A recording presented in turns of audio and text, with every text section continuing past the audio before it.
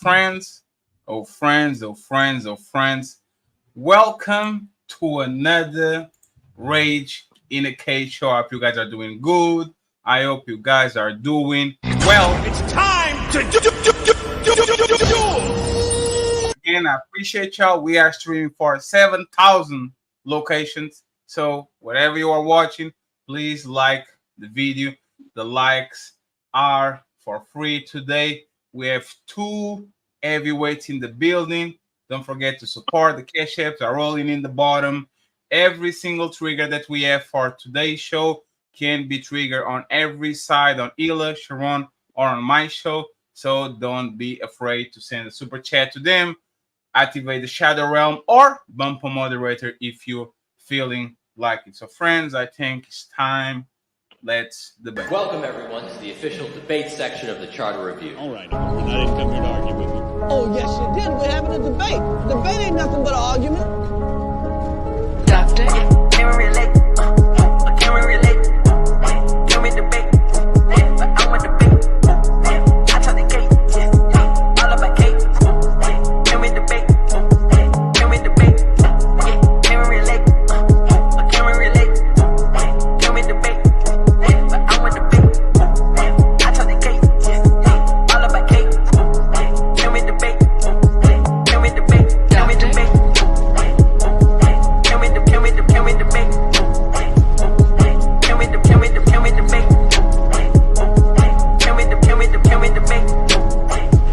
Thank you very much. And your rebuttal, Mr. Carville.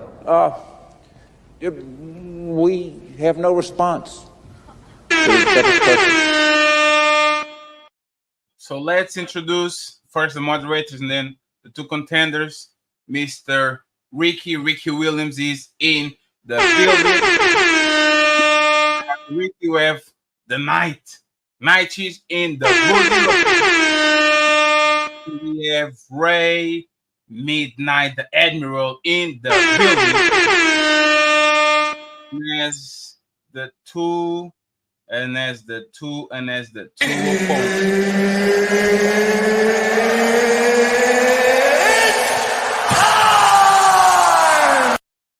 Mr. Illasophical in the building. Shout out to Illasophical for being here. Salute. And we have Mr. Sharon Bracey in the building. Friends, the rules are very simple. 2-hour debate with an official clock. Okay? With an official clock, you guys can interact with the show by three ways. There's three ways that you guys can interact with the show. Send a $20 super chat. Is going to be read on the last 30 minutes of the debate. So 2 hours, the last 30 minutes of the debate. You can send a $20 super chat or up to ask questions in any platform. So please do it. We are going to read them by the end of the show. You can bump a moderator. If you don't like the job of the moderators, you can bump a moderator for $150.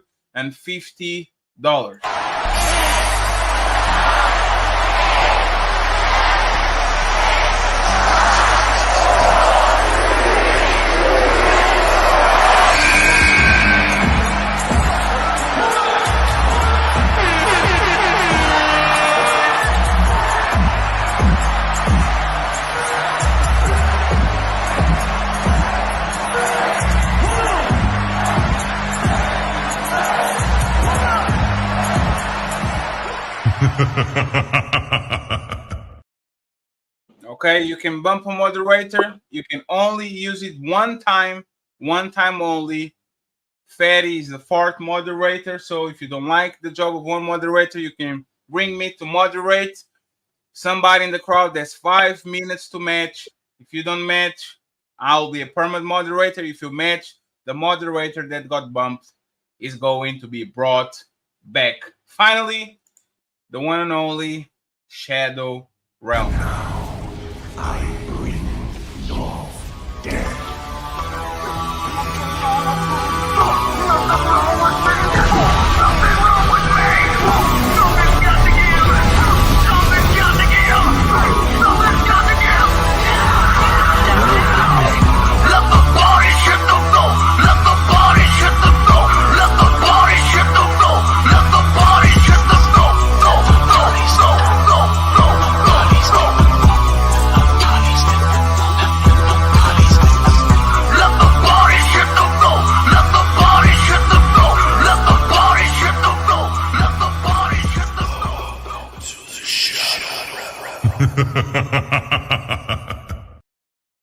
When you activate the Shadow Realm, the clock stops for 20 minutes. No old bar. Gets a little bit spicy on the Shadow Realm, but I think both of opponents can get it. I think those are the main rules. We are not going to read super chats during the duration of the show, but on my part, the Hamburger Fund is still on. We still want the 15 memberships, still want the cash apps, the PayPals, and all that. So please support the side that you're on. If you're on Sharon, there's daily goals, probably ELS daily goals shoe. So don't forget to acknowledge him. I'm acknowledging my grandma Doris, first person that I see with the 18 months membership, 1 year and a half Team Fatty, 1 year and a half of Untouchable. So thank you, Doris. I appreciate you. I love you. I love you. I love you. I love you. I love you. And shout out to my boy Judah for the first memberships of the show. We are not going to acknowledge them anymore, but since we got them before the show starts, let me do something.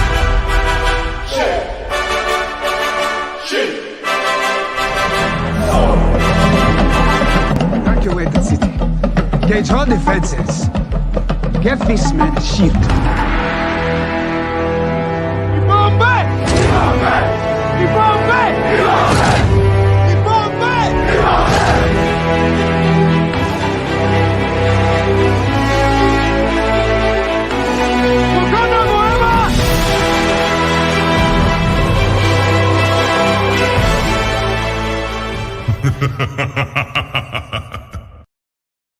Thank you very much, Judah. I will repeat it again. Please, if you want to send super chats to Illa or Sharon, they're going to be shown in the screen regardless. We're going to read them all in the end of the show, but all these triggers can be triggered. If you don't want to support Fatty because you don't like Fatty, you can go ahead and send $150 to whatever, to do whatever you want, okay? Just go ahead and do what you need to do.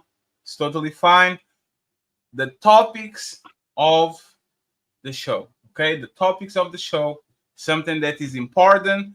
I think a lot of y'all don't know what we're talking about, so I want to make sure that everybody knows what we're talking about in the beginning of the show. The first topic, the woman being educated makes them a better wife or a good wife.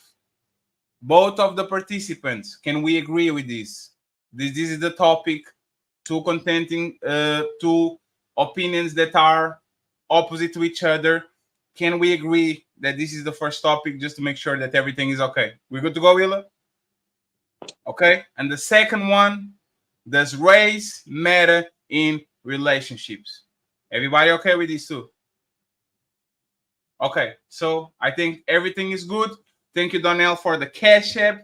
$5. I appreciate you, sir. Thank you very much. I hope you're doing good. You send money for the Hamburger Fund.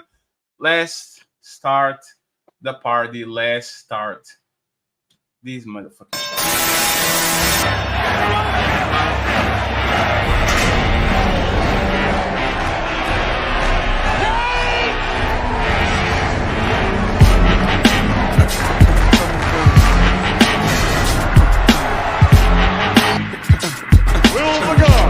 Please lock the cage doors at this time. Get the fuck up!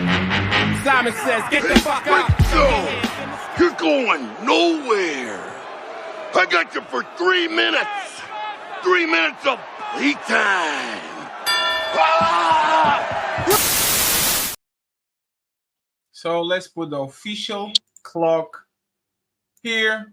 2 hours. You guys want to do rock, paper, scissors? So see who starts first. You can go first. Do you accept that, Sharon? Sure. It's time to All right, you got this.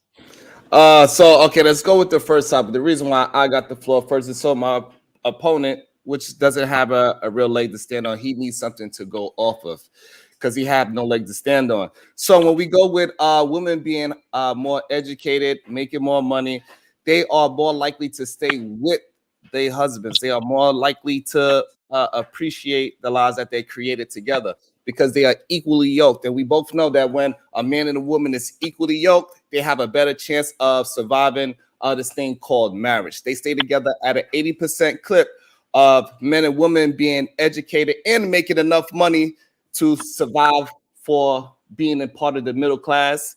And so this is one of the reasons why we got to say education absolutely matters with men and women. And for sure, women that are educated, they stay with their husband. So if you are broke and dumb, most likely you would get a divorce. He finished. That's it. Why, Dilla? The Okay. 1 minute clock is going to start now. What? Okay. Well, he didn't really respond to the question. The question was, does getting educated make you a better wife? Nothing he said proves that. What he proved is that once women do get married that are educated, there's a chance they might stay educated longer. But that doesn't mean that getting educated alone makes you a better wife. There's also studies that show that most women that are more likely to get divorced are educated women in the 90% clip, as opposed to 70% of most women who are not educated are 70% likely to get divorced. Women who are, it goes to 90%. So the question still remains, does going to college alone add attributes that women can apply to make them better wives? It shows we see all the time women who are educated still have trouble relating to their man, because sometimes when our women become educated, it makes them a little more arrogant. It raises their expectations and makes them hard to be compatible, because income makes them feel like that justifies feminine grace and submissiveness when it comes to a relationship. And it's been proven that that's not the case. So again, I think my opponent, he doesn't know how to understand or read statistics properly, and it's fine. So an educated woman, for example, she would be more likely to have the competence to raise and do what is needed for the family to move it forward, right? Because so that shows her competence of that. She's able to graduate school. She's able to complete something, and she is able to complete whatever she needs to do with and for that family, whatever that husband needs or whatever that family needs. And again, so he is talking about the initiation rate of divorce, not actually, it has nothing to do with divorce or why that person is getting divorced, right? So he has no proof that a lower education is going to make you a better wife, right? So we know for a fact that women that are educated, they stay and they build with their family at a higher clip. Simple as that.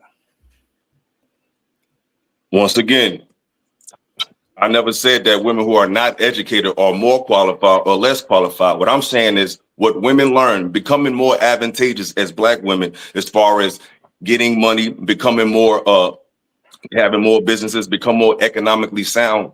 That hasn't proven that improves their chances of getting a mate. That's my argument. Not whether when they get one, do they stay with them? The question is, do they get men at a higher rate because of their education? And you have not proved that, and you can't prove that. We see it all the time that resources alone does not make you a great mate.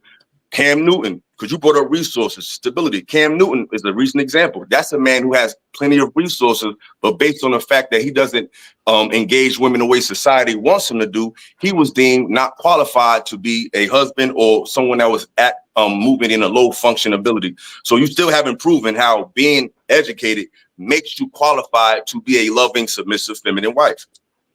So I guess my opponent is confused about what the question is. So again, women that have a higher education, meaning high school and higher, right? So meaning that they have college education, right? Their divorce rate is much lower than the women that do not have education. So that's what we are basing it off of. So with that statistic, it shows that those women stay with their husband at a much higher rate. So therefore, they are better wives because they are staying with their husbands at a higher rate. By the statistic that we're going off, you are going off your feeling and emotion, maybe because you had a relationship with a higher educated woman, maybe you was married to a higher educated woman that left you. I have no idea. However, women that are in a higher education, they have a lower divorce rate than women that have a lower education. That still doesn't qualify them for initiating a union. So you don't understand the statistics. That's like, for example, 1,000 men could go to a college, right? Out of that 1,000, 100% graduated at the men, put like this, 1,000 men, we're judging 1,000 men. Out of that 1,000, we're judging 100 out of that 1,000 that went to college. Now, if 100 people out of that 1,000 that went to college graduated, that means that most men that graduated from that college graduated at a 100% rate. But that still doesn't take into account the other 900 that didn't even go to school. So what you're talking about is the group of women who are educated that got married. That doesn't speak to the women who are educated who never was married. So that stat does not disprove that. Like I said, once again, getting educated alone does not determine that you are a better wife or that you get more options to be a wife. What you explained that is once they are educated and are in a relationship, the chances of them getting divorced may be slightly lower than someone who's not. But that doesn't mean they're getting married more than someone who's not. Again, nobody said getting married more. So again, you have a comprehension problem. Again, no, I don't. Women that are higher educated, their divorce rate is lower, which shows that they are willing to stay with their husbands, which shows they are better mates than women that do not have an education, meaning they are better wives than women that do not have an education, because they are willing, because they have the competency to do what is needed within the relationship, whatever's needed for that man, for that husband, for that family. And for some reason, your comprehension, you keep saying things that I have not said because you cannot, for some reason, understand. You have a comprehension problem. Moderators, do you want to intervene? Any question, clarifying question? What was the initial question? Let me actually bring the prompt back again. Woman being educated makes them a good wife, a better wife. That's all I want. A good wife. Thank you. Let's go with that. Okay. Woman being educated makes her a better wife. Anybody has any point of contention when it comes to these? Like, anybody has some questions, some clarifications? No. Sharon, I have one for Sharon. Do you have any definitive statistical stats that can back up, substantiate what it is that you're saying about the higher educated women with a more educated background? The family is more better off with a woman with more higher education. All right. So the study shows that educated women have a lower overall divorce rate compared to those with less education. So that shows that that woman is willing to do more. She has more competence to lead the family in the right direction. Women that do not have education, they getting divorced at a 50% clip or higher.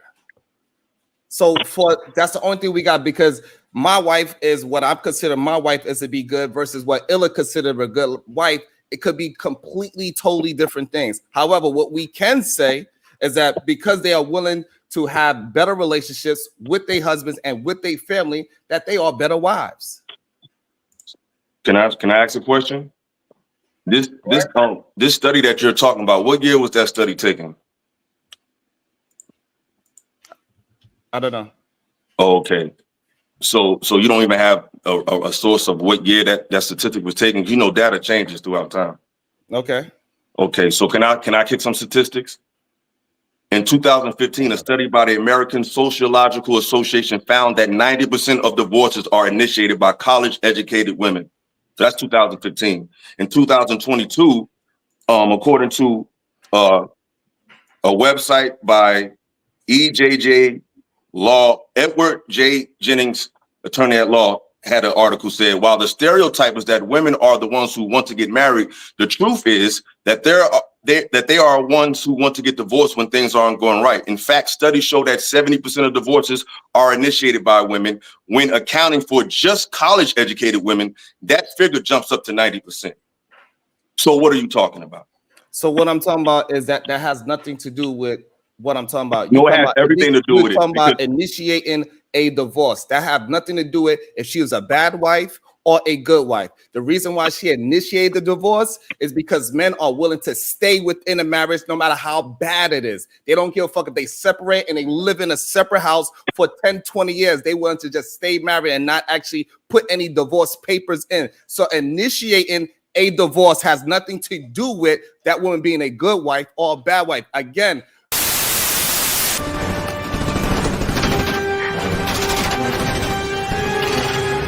let's get this party started. And now, I bring your death.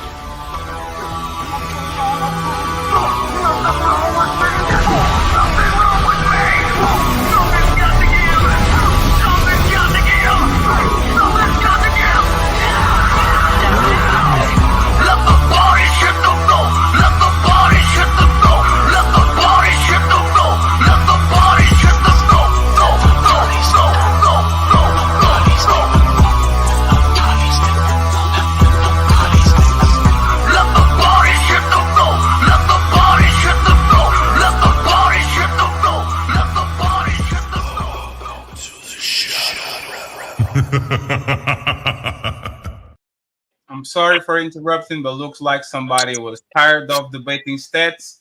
Once again, remember, the money that you send to Sharon and Illa for the questions, super chat, and all that are counted too.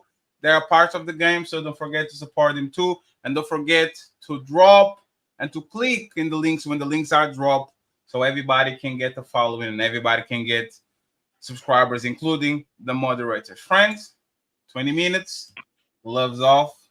Let's be nice. It's time to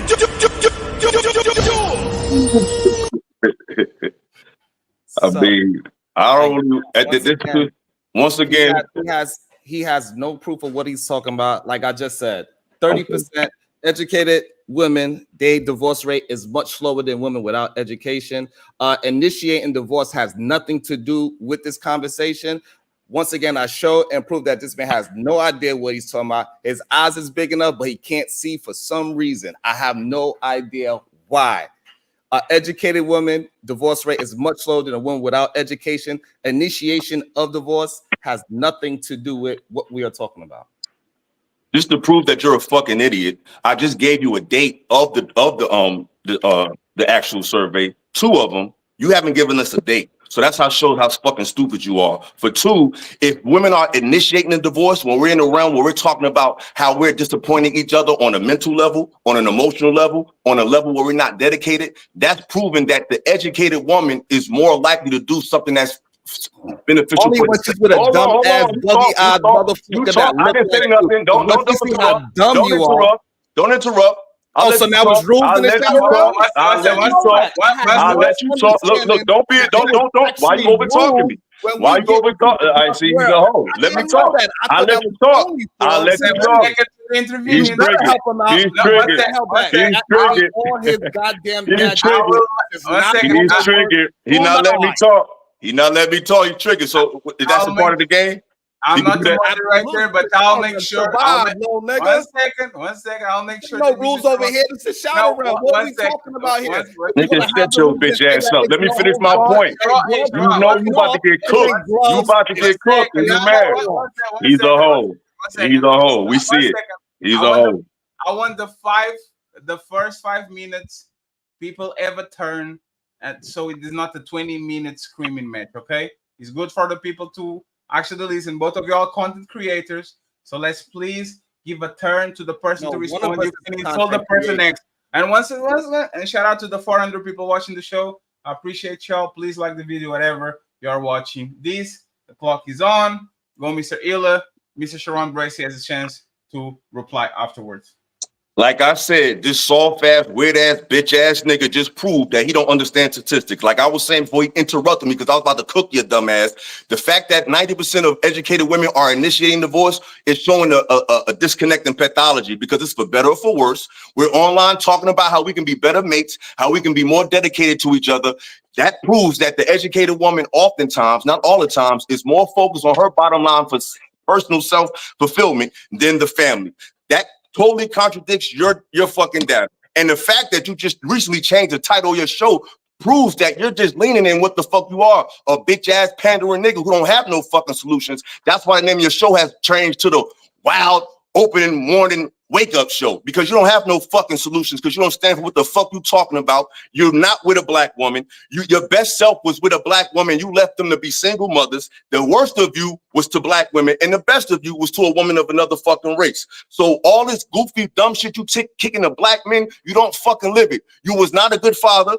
I ain't gonna talk about your father, but whatever you wasn't good enough to be with a black woman. So you don't have the right to tell any fucking black man how to deal with her pathology, her emotions, anything about her, because you failed at doing it, you bitch ass, weird ass nigga. And I can never want to ever be in you in my fucking life. Why the fuck would I want the results of Sharon Bracey? I don't want what your wife look like. I don't want to be what you look like. I don't want to live in your little ass fucking apartment or none of that shit. And I will stand on business in front of you, you weird ass nigga. I don't never want to be nothing like you, nigga. You go to sleep with Zangief, you Bob Backlund Landwith looking motherfucker. You can never be me on my worst day, you bitch ass nigga, and you ain't proved shit. You pandering hoe. You's a wild weekend warrior, wake up show ass nigga. You don't got no content. You ain't got no real conversation. You pander, and that's what makes you popping, nigga. Fuck out of here.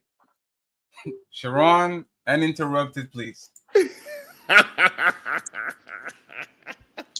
I think it's funny that somebody that we don't even know what his name means, right?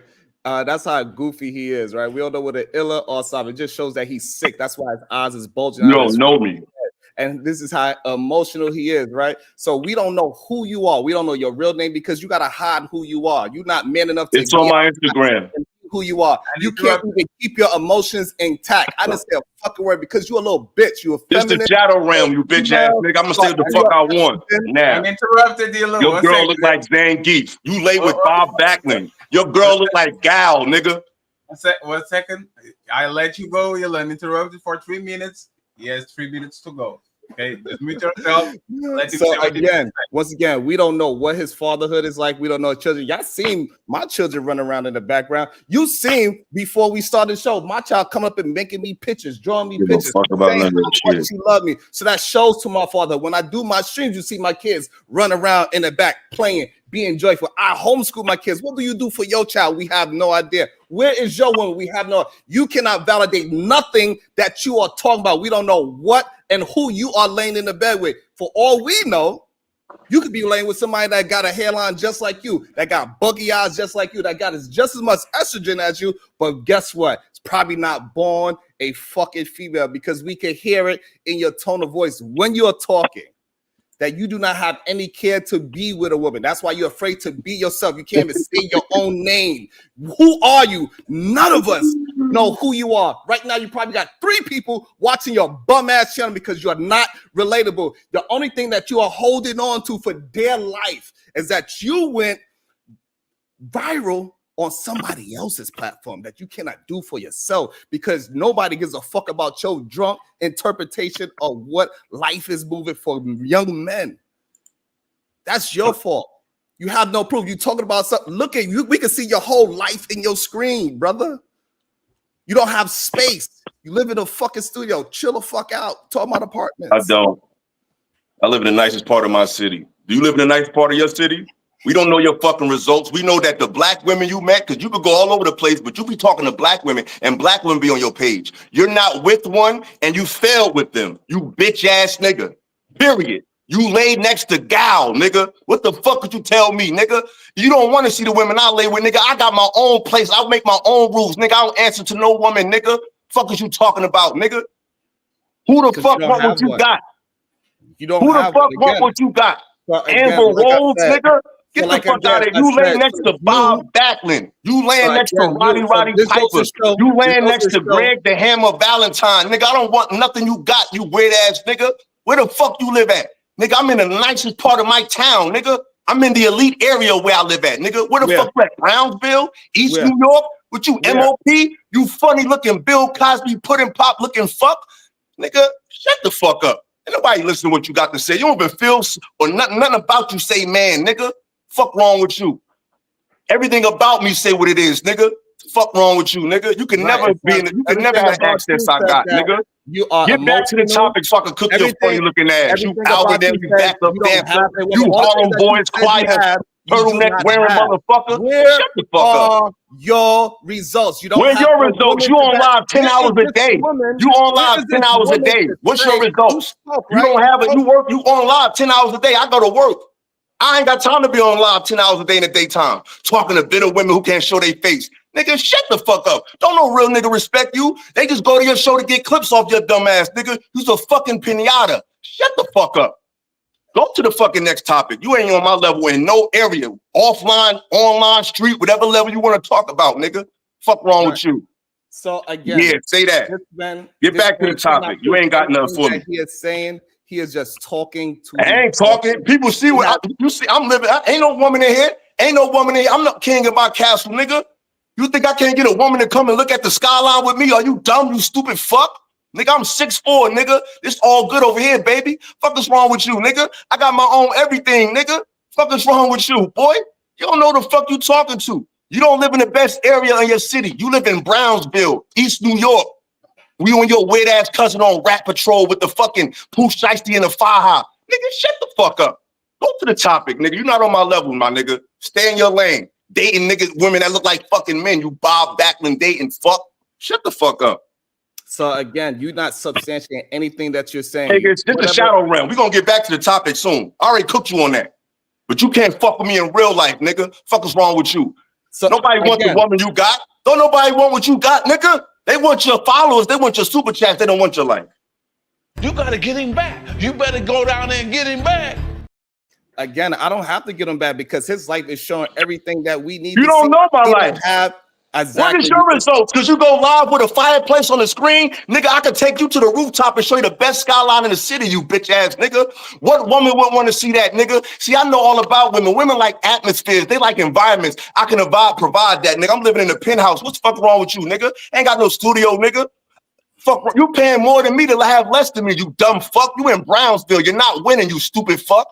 Shut the fuck up, nigga. You look dumb as hell. No one takes you serious. Your name is Sharon. My real name is on my Instagram where I got 22,000 followers. So you don't be on Instagram because nobody give a fuck. You where you're supported at with these bitch ass, weird ass niggas that come on your channel. But in other platforms, nobody know who the fuck you is, nigga.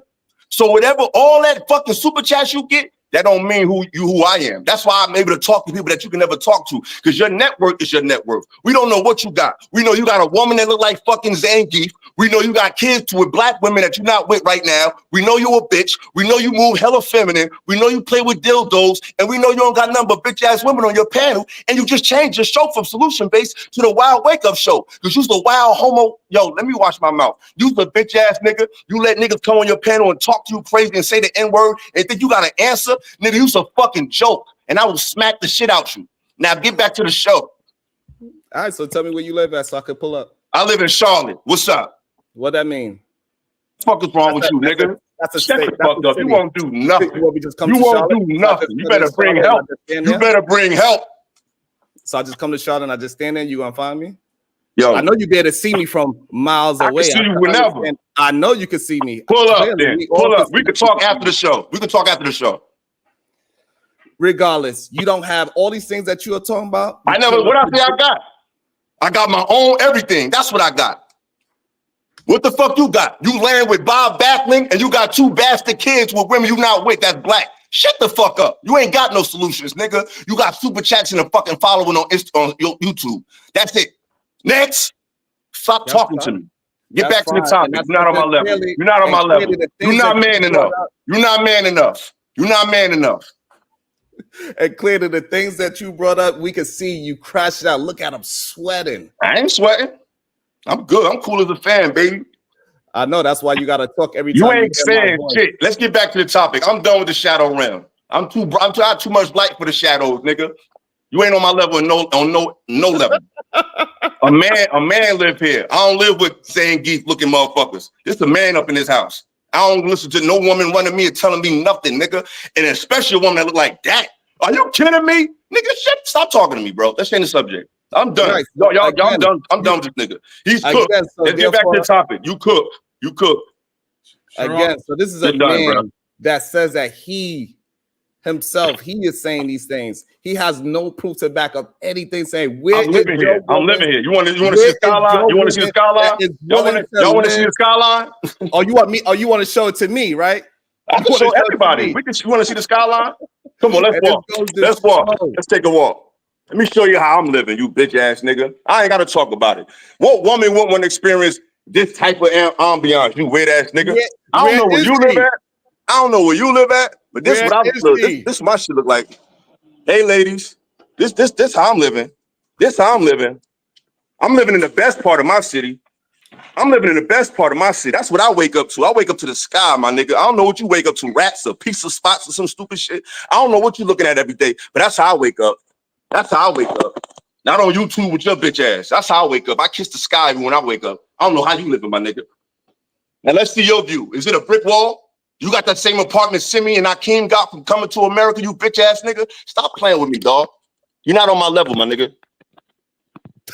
Again, so you said a woman would love to be there. Where is the woman that would love to be there? For some reason, you don't have this woman that would love to be there in your presence ever. Because as soon as you open up your silly ass mouth, as soon as they see those buggy ass eyes, they understand that you are not the type of man that they would like to be with because you are unpleasant to be around. And we all see it. We can see how you crashed out. We can see and therefore you cannot lead a household. And that's why you are in a household by yourself with no proof. That's why you can't show us your name. But let's see how stupid he is. He just did a whole show talking about single women are crushing it. How the fuck is single women crushing it, but single men ain't? You sound dumb as hell, my nigga. You sound real stupid. You sound real fucking stupid, bro. Stick to what you do. Laying with guile and talking on YouTube every fucking day. That's what you do best. You should start talking towards interracial relationships because, my nigga, that's what you succeeded at. You succeeded with a Russian fucking pile driver. You didn't succeed with 2 black women. So stick to what you do. Talk to people about interracial dating because that's what you succeeded at. You didn't succeed with a black woman. Sorry, but you didn't. And the woman that I was with, my daughter's mother, I married her. So I'm an ex-husband, not an ex-baby mama. Or and baby daddy. Now we understand why he has such a problem. No, I don't have no problem with women. I don't have no problem with him. I don't have no problem with him. That left him. I don't have no problem with him. I have no problem with him. Showing and living. That's the proof that you have is that a woman didn't marry none of them. Things that you said that you had, she still was willing to leave you because she could see you for what you are. She wanted to marry me back. She wanted to come back. This is why she ran off. She ran off. This is why all this talk about you being able to have a woman in your house. Why she ain't there? She left. It's called being a man. It's called it's called being a bachelor. It's called living for yourself. It's called chasing your goals and putting yourself first. Ain't that the same thing that women be saying? Ain't that what they be saying? It also goes to show how manly he is that he want to be compared to a woman. He wants the same thing that I'm not comparing myself to a woman. He want the same life as a woman. He Independence is masculine. Independence is masculine. That's why. Independence is masculine. It's not feminine, you dumb fuck. So a man could be independent. That's what makes him a man. That's not a feminine trait. So me basking in independence doesn't take away from my manhood, you weird ass nigga. Again, next, you ain't saying nothing. Can we get back to the topic? Because this is a wash right here. Let's get back to the topic. Here's the problem that you don't understand how nothing works. Like your words don't mean anything here, right? So this is how small you are. You might be tall, but your life is very small. And this is why you don't have this woman that you say, she left you. This is why women, even though you have this high rise that you're talking about, you live in the best part of your neighborhood, you say, in the best part of your city. However, you are trying to entice ladies to come through. I'm not enticing nobody. I'm saying this is how I live. How do you live? Can we see your view? Because you think you got so much that I want. You don't have nothing I want. You have nothing I want. We only at this conflict because I had the nerve to just disagree with a woman in front of you and you turn into a bitch after that. You was on my show plenty of times. You ain't called me no rim nothing. As soon as I disagree with a woman on your channel, all of a sudden I'm going to rim this and rim that. So you a bitch ass nigga. I ain't ever call you no name. You literally changed your whole perspective on me because I disagree with a woman. That's not a real man. You so busy trying to impress how women view you. A woman that you have proven that you're not even capable of dealing with. You haven't proven that you can be with a black woman. You proved that you can make one a single mother. You proved that you can be with a Russian, but you haven't proven that you could beat a black woman. Yeah, you want to shame men because they weren't able to do it. That's very contradictory and hypocritical. So I have one child. I don't have any children out of wedlock. I have one daughter, my beautiful daughter. She's probably taller than you. And I don't have other children out of wedlock that I gotta do all this baby daddy shit. You're a 2-time baby daddy turned into an interracial husband. That's you. So talk about that shit. That's what you're an expert on. Not making it work with black women and making it work with white women. And there's nothing wrong with that. But you speak on behalf of people who are doing something that you have failed at doing. That doesn't make sense. And that's why you're no longer solution-based and you're the wild wake-up show. Because it's a fucking show. It's a shit show. It's entertaining. I get it. But it's not informative. So, that's what it is. So, like, this is what happens when a disgruntled fan, they need to speak to you. A fan of like what? How he knows everything about my life. I don't know everything. I just know that you lay with his, right? So we can see the disdain that he have because he looks at me as success that he cannot achieve. And this is why he bringing up all these things that was not brought up today. He envies Sharon Bracey. He envies that he cannot be himself and go out and use his real name so we can see who is. He my cannot name is bring Eric this Hutchins. It's on my Instagram. That's my name. Imaginary woman, this inflated ideology of himself that women want to be there, but there's no women there. Actually, his woman left. You do not lead anything. So again, mine's right. You don't lead any black women. You're not with the black woman. You speak on behalf of black women, but you're not with one of them at all. You failed with them. You didn't even marry them. You didn't even attempt to make them an honest woman. You made a European an honest woman, and that's your prerogative. So talk to interracial couples. Stop trying to interfere with how black men and black women deal with each other because you have failed at doing that, my friend. Period. So again, give me the data on that. Again, this man has no idea who he is in real life. He think he actually controls something. I do not talk about race. I control my life. At all. So for some reason, you believe that you control what other people could talk about. I talk about men and women in general. Your mind is so small. And this is probably why she left your dumb ass. Is the reason why she left you because anytime a conversation come up, you gonna put yourself as under white people. That's why you so stuck on this black and white conversation. This is why it's so difficult for you to have Your talking points are so fucking stupid. You really think you sound, that's the sad part about this space. Niggas like you really get some type of clout. Like you really think you make sense. How the fuck do I think I'm under a white person? I'm holding you accountable to what you're advocating for. You're advocating for black men and black women to deal with each other better while not even fucking doing it. I don't think nobody's under or over me. I think we all are equal to some extent, and in some extents we're not. But you're talking and advocating for sassy, nasty black women to get theirs on these panels with these niggas, and you're not even with one. And the ones you was with, you left them with a child. You're not married to them. You made them single mothers. That's what you did.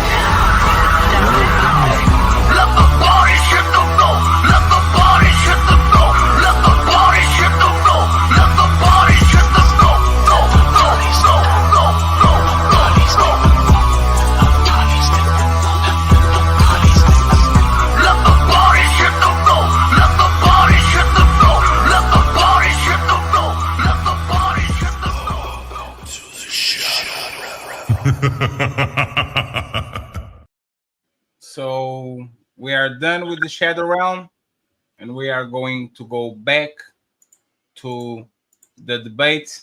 I want to make sure that you guys remember once again that this stream is being shared by multiple people. There's 400 and something people watching. So shout out to y'all.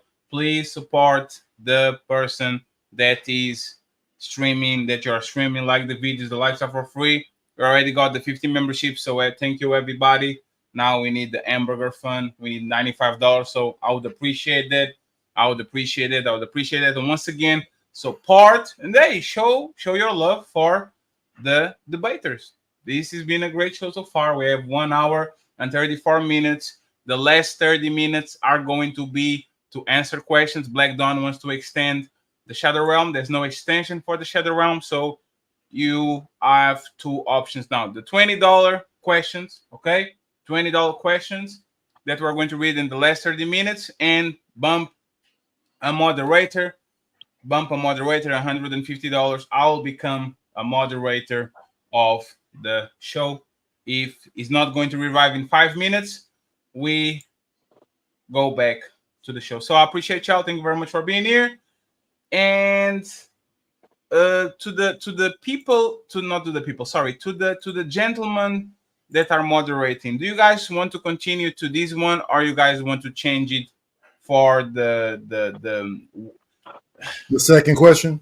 Yeah, because it sounds like they. I would like to know before we move on to the second question, could they talk a little bit more too? Because Sharon was saying that the educated woman would be able to educate her children, but is she so, based on what Illa said, independent that she's at home or is she at work? Because I would think that with you being educated, you would have to. No opinions. Oh yeah, okay, yeah. Could y'all elaborate more about how you think the educated woman is being experienced in these marriages? That's his argument, so I'll let him provide it since they're better. So tell us how they're better, sir. That I'm glad that you did that, because since I am the only one that actually shows skills of leading something, right? So a woman that is educated, yes, she could teach her children about education at a higher level than somebody that is less or uneducated. So she can have a skill set of math, arithmetic, writing, reading, and things of that nature. Because she have a higher education, she knows what it takes to build more of intellect with her children versus somebody that have no experience with higher education. She would be limited to learning that she would have to do a lot of self-education on the topic to get to the same place as an educated woman. This dude is a dummy. No, Night-ish. If a woman had, I'll use his cousin as an example. Brownsville's wife is educated, and he said she's a great wife. And my response to that was because she had certain feminine skills that she brought to the table already, and education sharpened those skills. A woman strictly taking the skills of discipline and time management, that has a part to play in maybe delegating chores in the home and arranging the payment of bills. But as far as a loving woman that makes a man feel inspired, that makes a man feel comforted, that makes a man feel loved and appreciated in this social climate, is not solely predicated on her education towards a particular job. Because it's not like they're going to school for, we're not talking about a psychologist. Most women are going to school for things that they end up needing to have to go to school for. So it's not like they're learning how to be better women from attending classes and becoming disciplined with time management. They're very anal, but that doesn't make them a loving spouse. And he still hasn't proved that because he's fucking stupid. But here's the problem. See, you got the idea that you need to be a loving spouse to be a good wife. That doesn't have anything to do with being a wife. Yeah, you dumb as hell. Having the competency to do what the family needs is what we need women to achieve. Not just be in love with somebody like you, clearly, right? So if she could have competency, say, hey, me and my wife, we sit down and we use our education, say, this is what we need for the family. This is our 1 year, 2 year, 5 year, and our 10-year plan. We got to accomplish these goals. We got to hit these markers. The more educated she is, the more competent she will be to succeed in these goals. This how I know you stupid. This how I know you stupid. Just stop talking. This how I know you dumb. Because most women don't want to do that, you dummy. Emotionally is. It's time for a team fatty. Because you just dumb, and people need to know. And take control of homeboy to the next to me. He understands the rules. I'm sorry, fatty. I'm sorry. No, it's fine. You have 30 seconds, and then Ila has a chance to reply, and Ricky has a question for you. Okay, so go ahead. Go ahead, Sharon. 30 seconds if you want to finish your talk.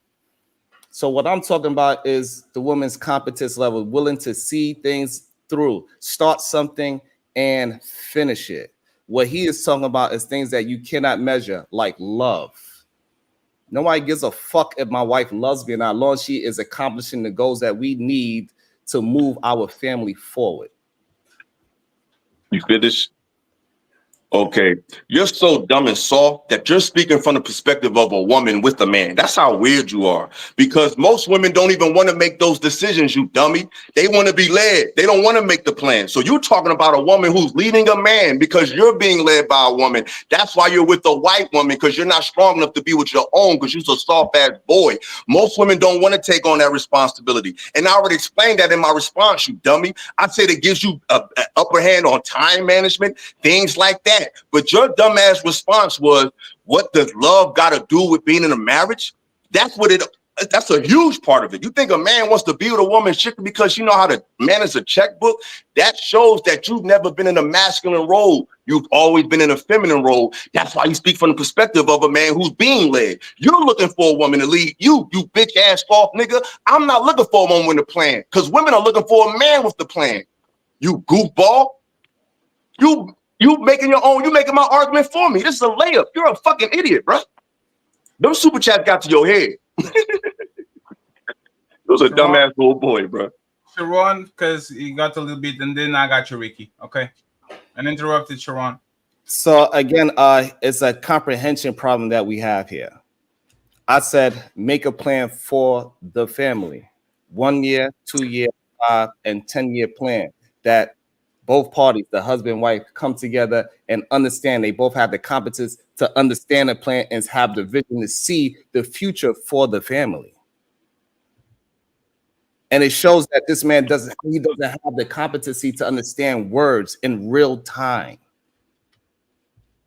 If my wife is better than me in any aspect of the relationship, I'm gonna give her the reins to, if that's the checkbook, then that's what I'm gonna give her, because that's gonna bring and push the family forward.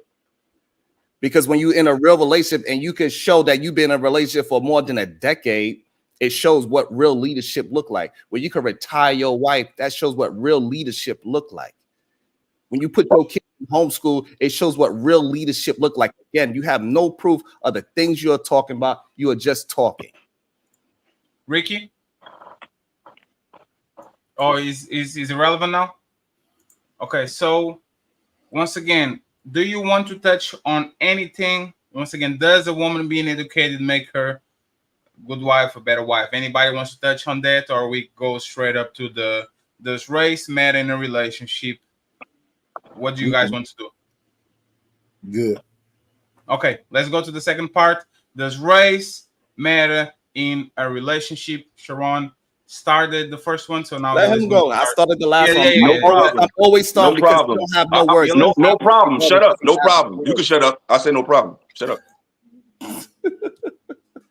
You finished? So like I said, race matters in a relationship, especially in the realm of podcasting, when you know that most of the majority of the people that's listening to you look like us. We know that out of all races, our particular race of people have certain nuances on how we deal with each other that's not easily comparable to other races based on our upbringing, based on our lack of knowledge of self, based on our misunderstandings about culture, politics, spirituality. We have certain nuances. So yeah, it does matter. So when you're dating a white Russian that's not of your community, it's very convenient for you to talk about these frustrations that black men are having with their own women when you're not experiencing them. So it does matter 100% because we have different social backgrounds, and it's a certain comfort level and a certain things that we never got together as a American race that comes up in these race relations. Your family has to adjust to it. Their family has to adjust to it. You got to have the same mindset. Y'all might have political differences, spiritual differences, historical differences that could cause schisms in the relationship. So it matters a huge bit.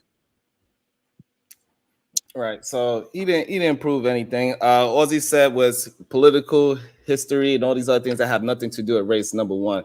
So if you are a competent human being, you're a male and she's a female, you can have a long-lasting relationship. It doesn't matter other race unless one of y'all are racist or unless one of y'all have a problem with a said race. So if you are just a man and she is a woman and we just going through relationships, it doesn't matter if you are black or white. A woman is a woman. It doesn't matter of her race. So this is the problem with some men that do not have any kind of thinking beyond talking points.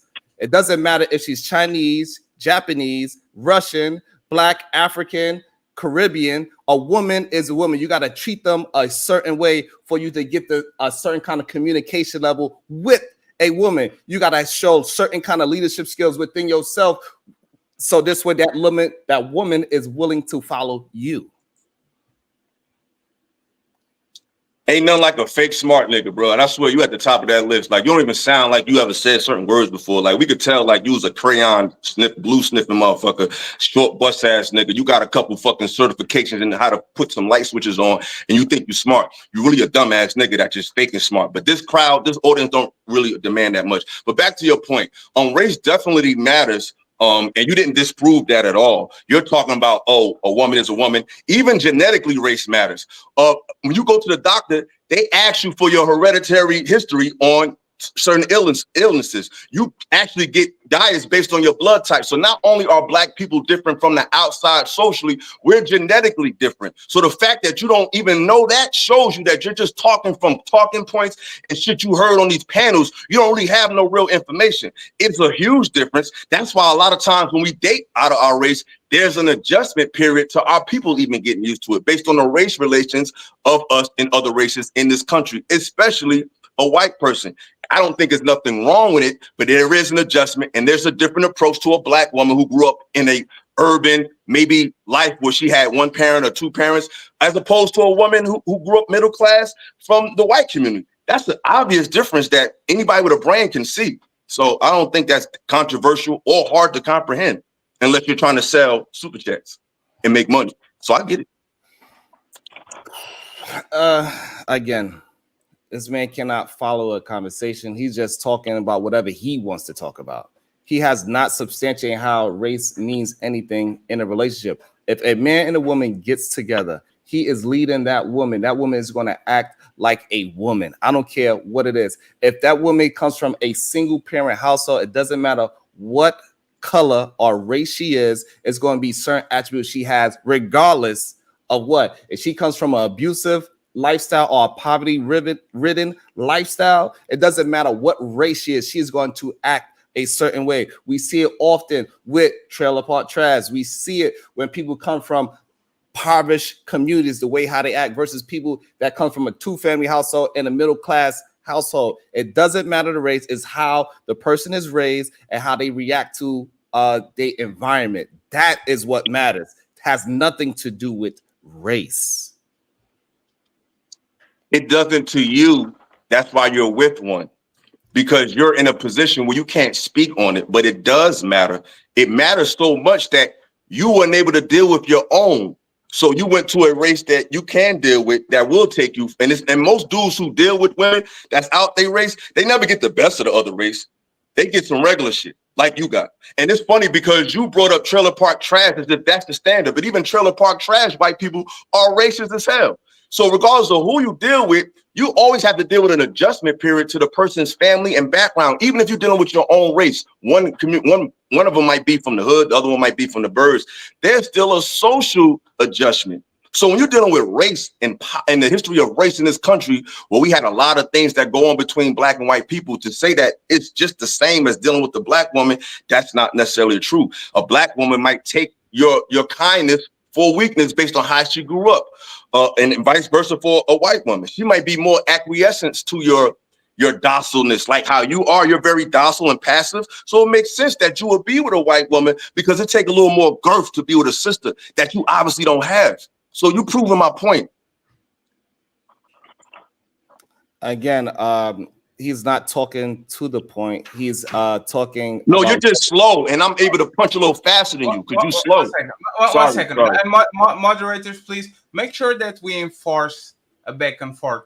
And I'm going to give an example, and then I'll back off. The last statement that Hila said about being more difficult to deal with the sister, you need more girth and all that. Seemed like you disagree, Sharon. Why? Because again, it goes with how that woman was raised. It doesn't matter her race. Go ahead, Ricky. Yeah, help him out. I got one question for both the debaters, right? Is it fair for us to assume that most people prefer to date within their race before stepping out? Is that a fair assessment? Yes. And the data says that. Sharon? I agree. So race matters then, correct? No. That's not what that says. That to me, that data shows that people date within their community. That's why places like New York, since the community is like a melting pot, people wind up dating all types of races and all those things. So the reason why most people date within a race is because they do not have experience with other people outside of the race. I totally agree, and that's an absolute fact. As we grow, we learn more. But initially, most people are attracted and want to be with somebody within their own race. Correct?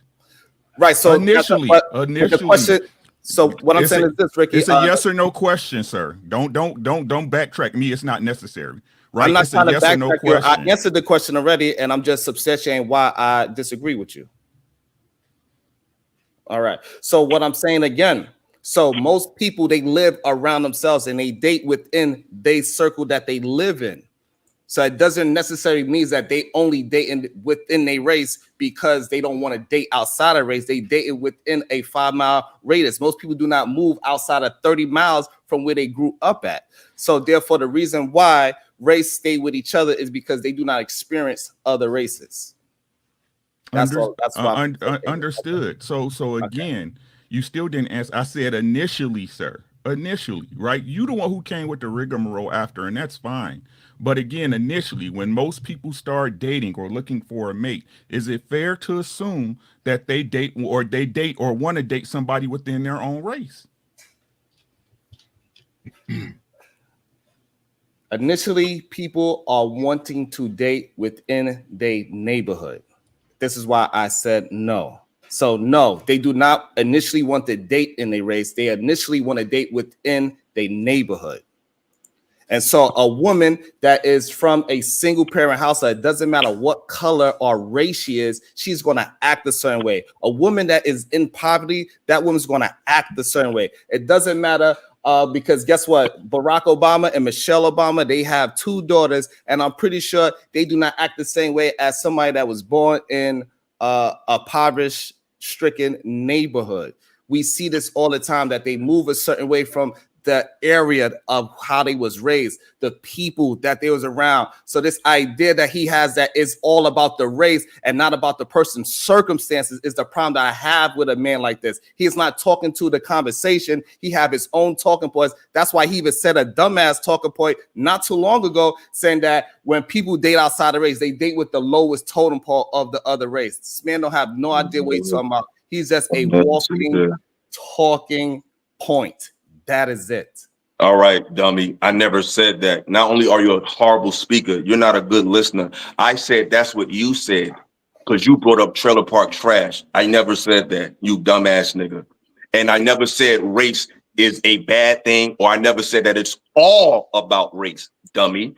I said that race is a factor in dating, and it's definitely a factor in speaking to dating and speaking to black men and black women about how they're dealing with each other, because their social, economic, political, and spiritual issues are very nuanced. So for someone like yourself who's not even with a black woman in these situations, changing their perception of how to deal with men who are at worst assertive while not being with the woman that even needs that assertion is a contradiction and hypocritical, and it'll only work on fucking YouTube, you goofy ass little nigga. Again, he's not proven to anything that I'm saying, right? Again, we are all in agreement that your neighborhood is what you are going to date with, and this is the reason we're not all in agreement with that. You are. You can't even read the room because you're dumb. This space will make you feel like you're smart. I know, I get it, but you're not. Again, another emotional outburst shows his masculinity. I'll be talking to you. Go ahead, this is what a man sound like. Not no scared little boy that's scared to lose some followers because he don't want to ruin his little fan base on YouTube. Because I was this before I was on the internet, and I'm gonna be this after. Nigga. Sharon uninterrupted. Again, he's not speaking to the talking points that I'm having. He has a problem with me per se, instead of having a conversation about how race matters, right? How the fact that if somebody of any race live a certain day, that he is not talking to the fact that I am speaking of. People are a product of their environment.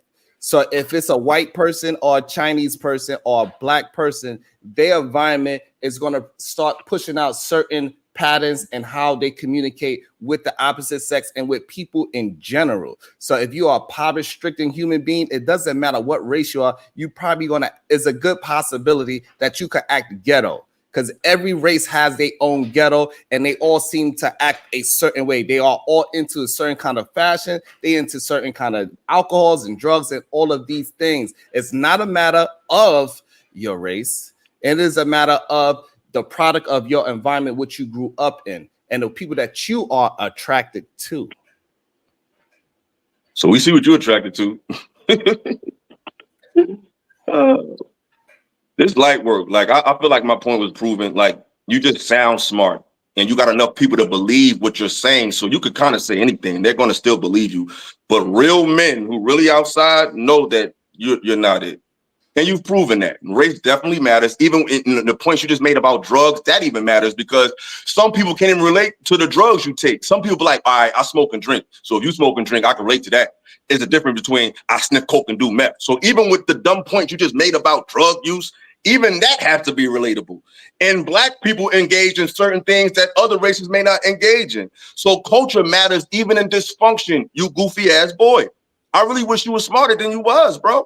Thank God for them super chats and them followers because you're not that bright and you can never see me on my worst day. And you just proved that. This is a wash.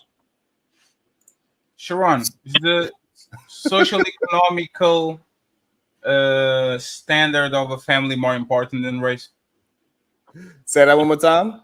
Is the socio-economical status of a family more important than race? Absolutely. It shows every single day.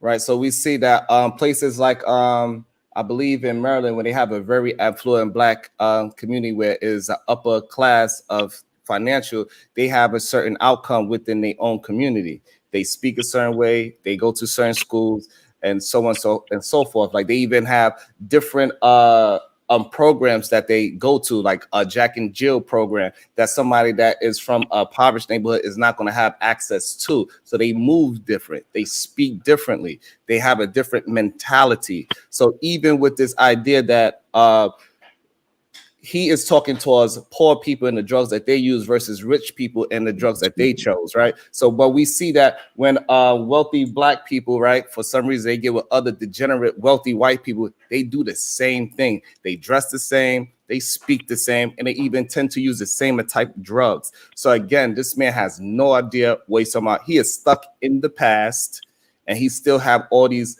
fake ass pro-black talking points that have been disproven years ago. This man is a relic. Illa, do you agree with Sharon? Absolutely not.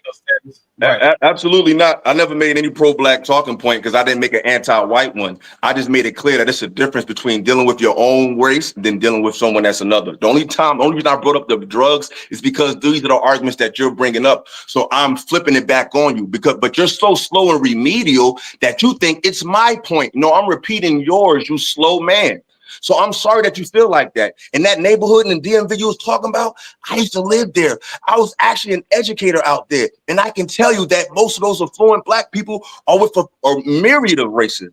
A lot of them are interracial relationships, regardless of what. So being affluent doesn't necessarily mean that they're with somebody white. Most of them, you could be with a black person or white person in that area. So that talking about that area doesn't mean anything. That doesn't prove anything. That doesn't prove that race relations doesn't matter because there's an affluent neighborhood in the DMV. I used to live out there. So like I said, race isn't a determinant factor to make you not be with somebody, but it is a huge factor. And it's an even bigger one if you're not with a black woman, while giving black women a perception on how to deal with the black man that, for better or for worse, is still trying to be with her. So the men that's on these panels are still trying to be with black women and airing their grievances about the struggle of doing it, whether they're right or wrong, while getting advice from a man like you who's not even in that fight anymore, and making it harder to connect because you're misinforming women on how to even identify a man who's just, at best, just assertive and objective. So you're not helping anybody, and you know you're not That's why you're no longer solution-based, and it's the wild wake-up show. That was a smart move, because that's exactly what it is. Mad wow. It's no solutions over it. You did that. I didn't do that.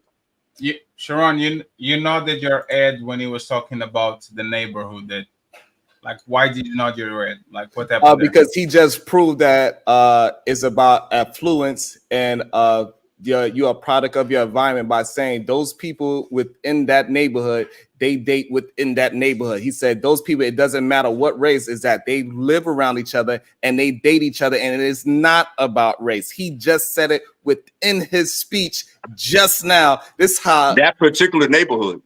One second, let him interrupt it, and then he'll let him go next. Go ahead. And you have another 1 minute, okay? Because it's 2 minutes one side. Let's go 1 minute and a half. Go ahead. So again, as we break down his talk points, that he starts actually talking about the subject of matter, right? And we are talking about the differences is that he is more leaning on my side. You're a product of your environment, and most people date within their neighborhood. And so even with him working in this affluent black neighborhood, he said himself that the kids dated within that neighborhood, no matter what the race was. And that is what I am talking about. That's why we know it's more about the connectivity with that person and how they raised and how they grew up, whether it's a single parent, poverty, affluence, whatever it is. People, they are connecting with each other, not because strictly because of race. It just happens to be that most people do not move out of their neighborhood more than 30 miles out of their neighborhood. So therefore, most people stick with their own race because they are around their own people. It's the same thing as when we talk about such race on race crime. People of that neighborhood, they tend to attack other people of that neighborhood. So there's really no such thing as a black on black crime or white on white crime. Everybody is doing crimes and dating people within their neighborhood. But everybody in that neighborhood just happen to be of the same race in most cases, correct?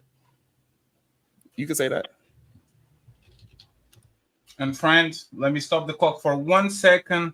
We have the fourth moderator in the building. He fell asleep, but he's awake now. If you guys want to replace any of the moderators, $150 it is. Flow state is on the back.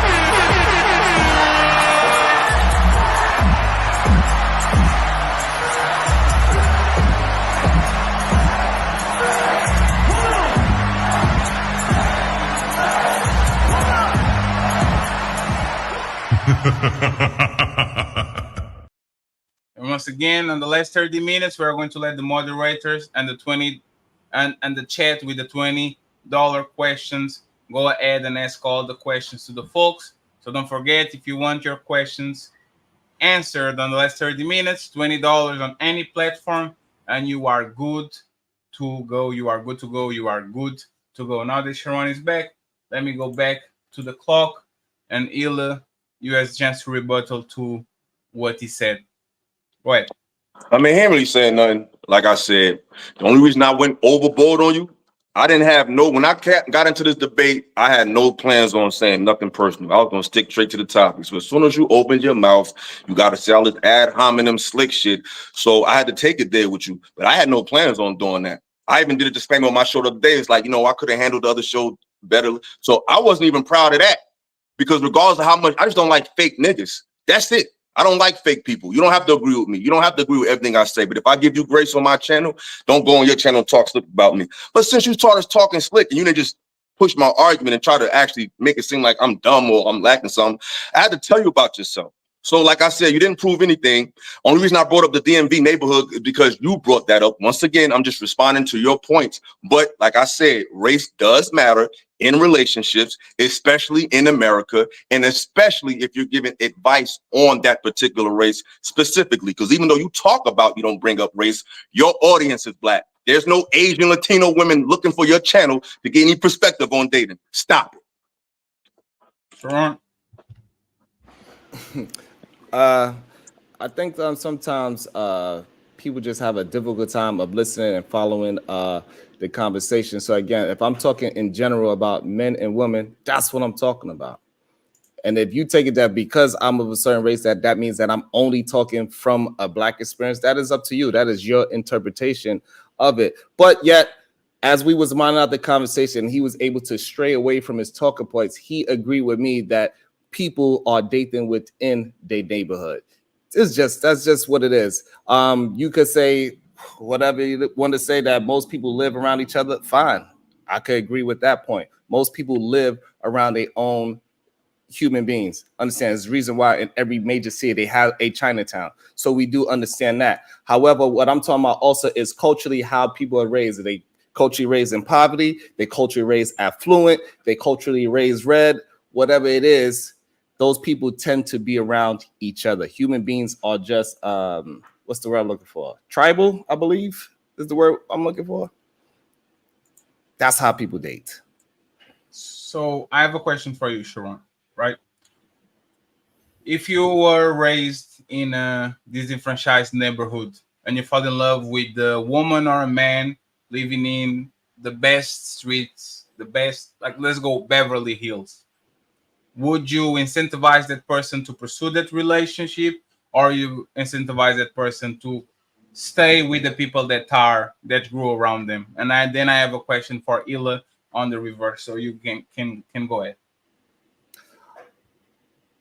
Incentivize. I don't know if incentivize is the right answer, but I think if we go with we just have a conversation in realness. Most of these athletes, they date a certain type of woman because those women are around them. They are not going out searching for these women. So the reason why LeBron James is with the woman that he is with is because they lived around each other. They went to school together. The reason why his son is dating different types of people is because those women are around LeBron James' son. And it's just how it goes. The more culture you are building with your children, that is the people that you're going to be around. Most married people do not hang around single people. So therefore, those kids do not usually intermingle with each other like that, unless you are setting up some kind of play date or something of that nature. So it's just the cultures of how you are raised, they tend to just be around each other. It has nothing to do with race. This man cannot prove that it has anything to do with race. He has not mentioned anything how it proves that it has to do with race. He is just spilling hatred that he has for me, and the disdain that he has for me is what he's been doing this whole night. That is it. Just to make sure before I pass it to Illa, you would not incentivize two people from different socioeconomic demographics to date each other. Just to make sure. You wouldn't do it. No, I'm talking about Sharon. I just wanted to make sure that we got that position. Go ahead, Illa. You got this. Once again, I never said anything negative about any race. What I said was race plays a factor in dating, and it does. He hasn't disproved that. He has to take my words, change them into, look at the stuff we say. He's pushing hatred. You are a goofy, yellow journalism, feminist, pan, pro, LG, whatever, fake ass, smart nigga.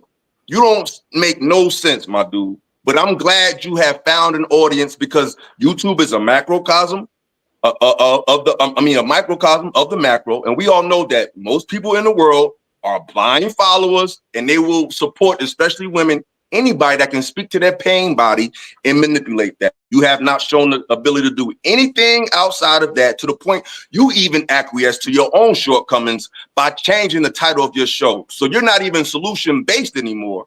I read the description. It said, welcome to the show where we yell, we fight, but we have a good old time. You Sambo, tap dancing, chicken George looking ass nigga. That's what you on. So your show reflects that, bro. You haven't disproved anything. All you did was make my point. Thank you for getting swept.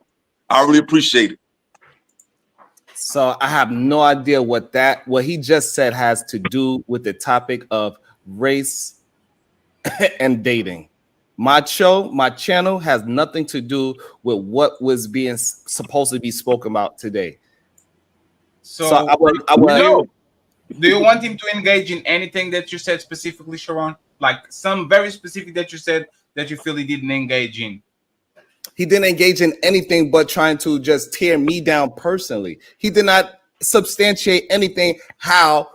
Okay, I substantiate that race does not have a factor in it, because I'm saying that it's about your neighborhood and the people that you're around, because people do not move or live past 50 miles from where they raised and grew up at. It got more of circumstances of you are a product of your environment. This is what people are there. That's why when you move to a place like New York City, all you see is mixed couples all over the place. You don't see people sticking with their race within a place where it is a melting pot. So therefore, he is not proving anything about it is race-based and that's going to change anything. No, it's about your neighborhood and what is around you. Lord have mercy. Talk to the point. You never addressed the point. Me and whatever I did with my We done with you and Zangief. I ain't talking about that. I'm talking about my point still remains that race. Have a debate. This is insane. The point that race. The point I made was race is aren't the rules you're not supposed to talk over each other? Sorry. And I have a question. I have a question after you. Sharon, based on you said so you can answer something. Jesus. Well, one second, Sharon. Let the question go in flow state. Is the fourth moderator okay? He might be able to replace somebody on the panel. $150 it is. Go ahead, Mr. Knight. What is the question? So, Sharon, but you say in your environment you see a lot of mixed rating. Do you think, based on that the majority of people date different races? Correct. They don't really stay with their own race. The majority. Yeah, the majority in New York City is the majority of people in New York City, they are dating within their neighborhood. I'm not talking about New York City. I'm just saying black people. You think the majority of black people date out? The majority of whatever race date out in current time? No. Okay. No more question. However, but the problem is that he's trying to say the reason why they don't is because of race, and I'm trying to explain to him that it's because of the neighborhood, not because of their race. And this is the conversation that I'm attempting to have with him, but he want to just be stuck on throwing. You're not listening, bro. So let me try talking every time I'm talking. It's crazy. Let me try to unlock this, Sharon. Right. So you want people to date around the people that they grew up with, are familiar with, all that, right? Would you there's a very bad fame about these people that become very rich and famous, and then they go ahead and date white, for example. They don't date the people that actually grew up with them, right? The people that are familiar to them. They become rich, they go to the hills, they go to the suburbs. Do you see anything wrong with their behavior? Would you incentivize that black man to look back and to say, go marry a woman that grew up with you, that was educated in the same neighborhood as you? Like, would you incentivize that? So I'm not really understanding the question, to be honest, but it seems like what you're talking about is that so like people that become very wealthy.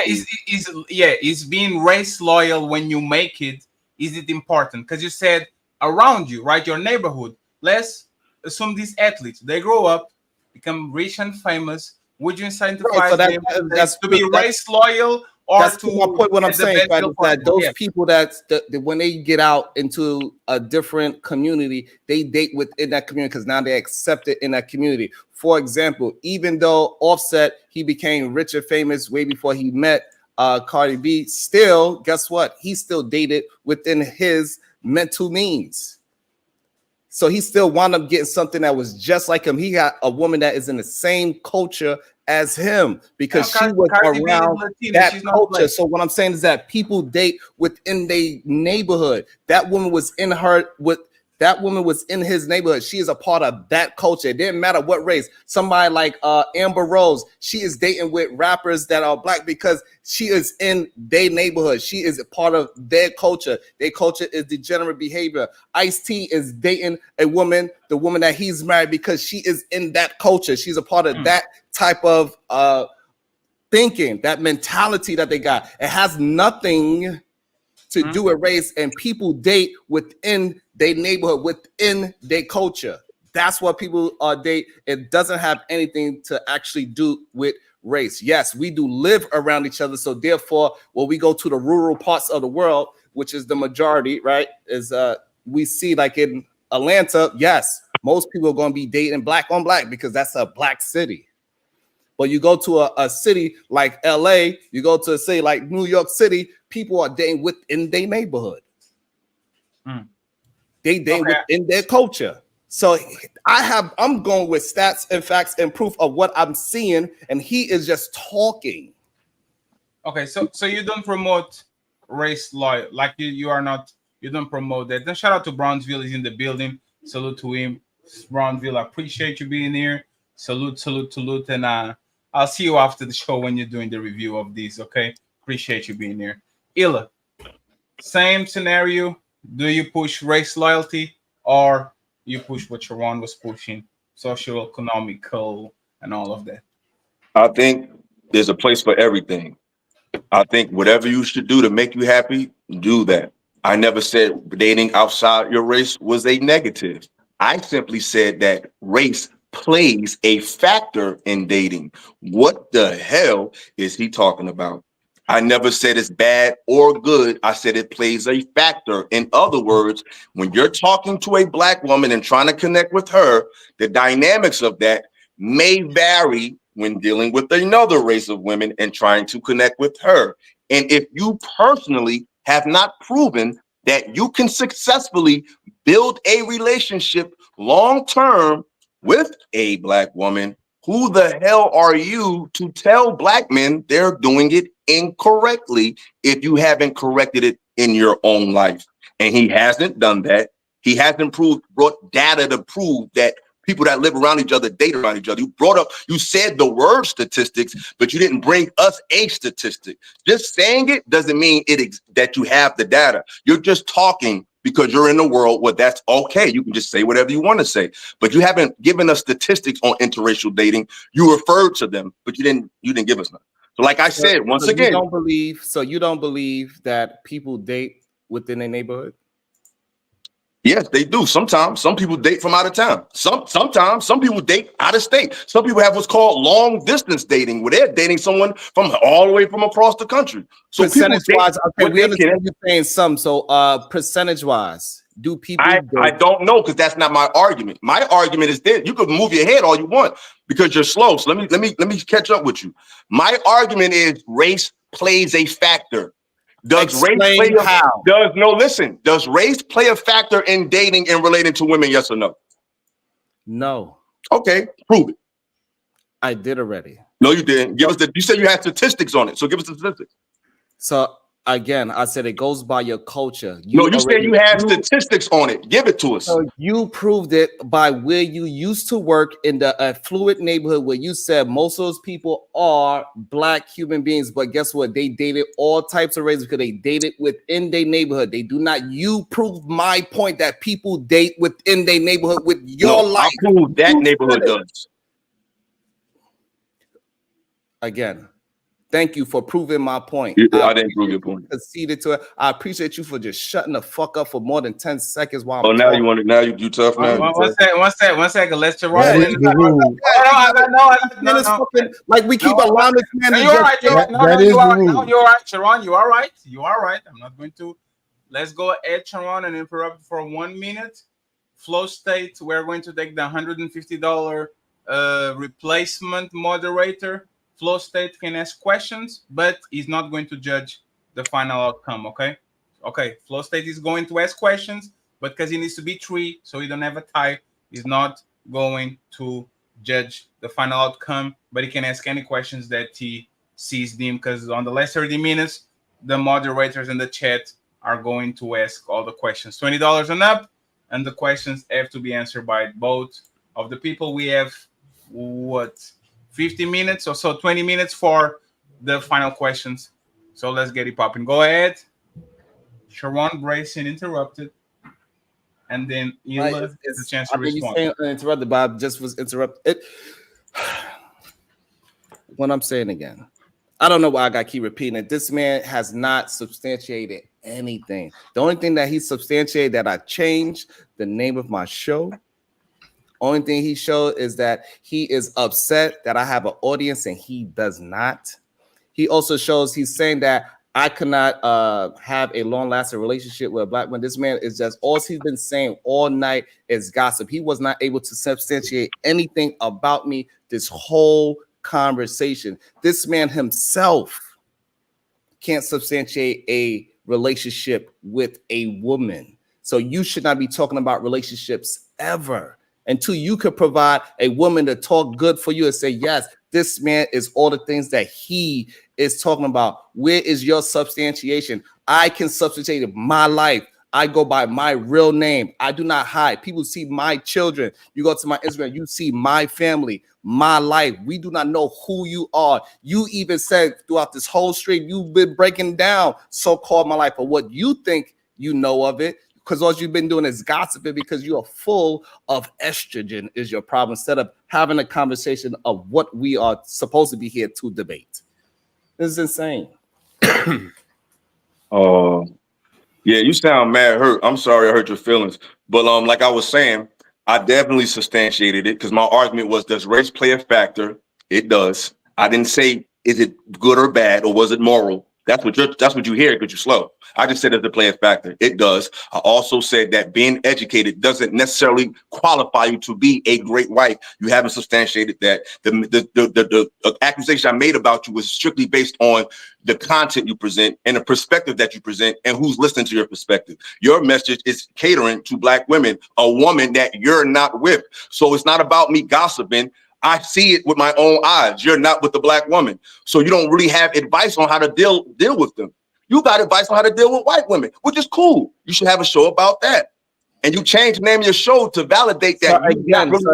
Now it's time to extinct that. Yeah, shut the fuck up while I'm talking, right? So here's the problem. I'm having a conversation about relationships. You, on the other hand, your mind is only having a conversation about black on black. That's because that's as far as your small mind can think. I'm having a conversation about how people can relate to other people. Because guess what? Flo Said is here, right? I can have a complete conversation without throwing his race within the conversation because I respect him as a man, and hopefully he will do the same thing as reciprocal. And we could just have a conversation about relationship. But men like you only believe that black women act a certain way. You only believe that black women act this. But guess what? This whole red pill space started because white women was acting up, not because of black women acted up more than any other race in this world. I am talking about women and men, not a race of women and men. And for some reason, it's very difficult for you to grasp that. Yo, that sounded mad smart, but you still dumb. I said race plays a factor. That's all I said. And you haven't substantiated that. I'm not telling you who to date. I'm not saying that black women are the worst. What I said was black women's experience are different than other races of women. So the way you connect to them, bro, stop talking, little man. Chill out. Prove it. Bro, I don't have to, it's obvious. We have a different social, that's not issue. Race. God. Bro, we have a different set of social norms in our society. We have a different set of spirituality, the way to look at spiritual. But your race, different races have different beliefs. Prove that race matters. Go ahead and prove it. Two things already on your list. It's not race. Now Sharon is breaking the rules, and he was doing well this whole time. He's triggered. He's triggered. And to be honest, and to be honest, how you trying to move away from the conversation, Sharon, that wasn't the question. The question is does race matter or not? You the one who moved it to that. But he's smart. So the moderator asked me a question. Explain to me why social things have anything to do with your race. Explain it. Really, that's an easy layup. So if I grew up in the inner city, right? If I grew up in a country where race shows a lot of deference against my race, not all the time, but historically and even currently, it shows a deference. Somebody that's from a different community, particularly white American, it's possible to have a certain level of trial and error period to get on the same page mentally, because socially we have two different ways of looking at things, and we were raised almost in an antagonistic social environment in America. So to seem like dating a black woman is just the same as dating a white woman. It's not the same. Some of us grow up in broken homes. Some of us grow up in a drug-infested community. We have we're the lowest on the totem pole as far as income. The average white home makes more money than the average black home. So when you're a black person growing up in America, and for good or for bad, you already associating white people with not your personal reason why you're not succeeding, but it's definitely been a factor on the progress of people in this country. May not as much today as before, but that is a part of our story here. So there is a difference between the time is up. So again, now can you prove that if a black man and a black woman, right, versus a white man and a white woman, and they raised in the same exact neighborhood, have the same circumstances, that they personality is going to be different? No, you cannot. This is what I'm talking about. You ain't let me answer the question. And cultural. You didn't let me answer. You asked me a question and answered it for me. But you can go ahead. I guess everything is on me. It's on me to follow the fucking rule.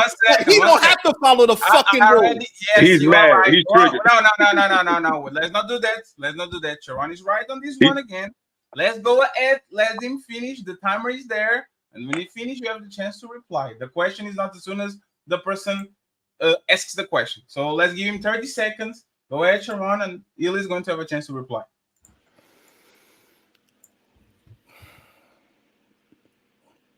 If a black man and a white man was raised in the same culture, do they not have the same experience? They both grew up in poverty. They both grew up around hip hop. They both grew up around a single mother.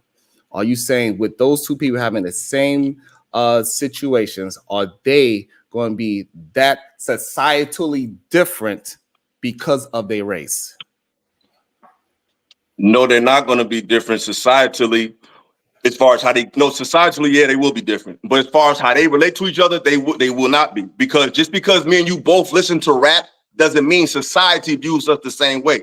So if I got a white friend that grew up with me in the hood and we call him White Mike and he listen to rap with us, that still doesn't mean when society sees him, they're going to see me. They're going to see a white boy and they're going to see a black man. Now, depending on their maturity, they will deal with us by our character. But that being from the same area doesn't necessarily mean that they're going to treat us the same. Now, if we're dressed the same way, speak the exact same way, yeah, but is that the majority of what happens in society? That's the minority. But just to deal with your goofy ass argument, according to recent data from Pew Research Center, around 17% of newlyweds in the United States marry someone of a different race or ethnicity.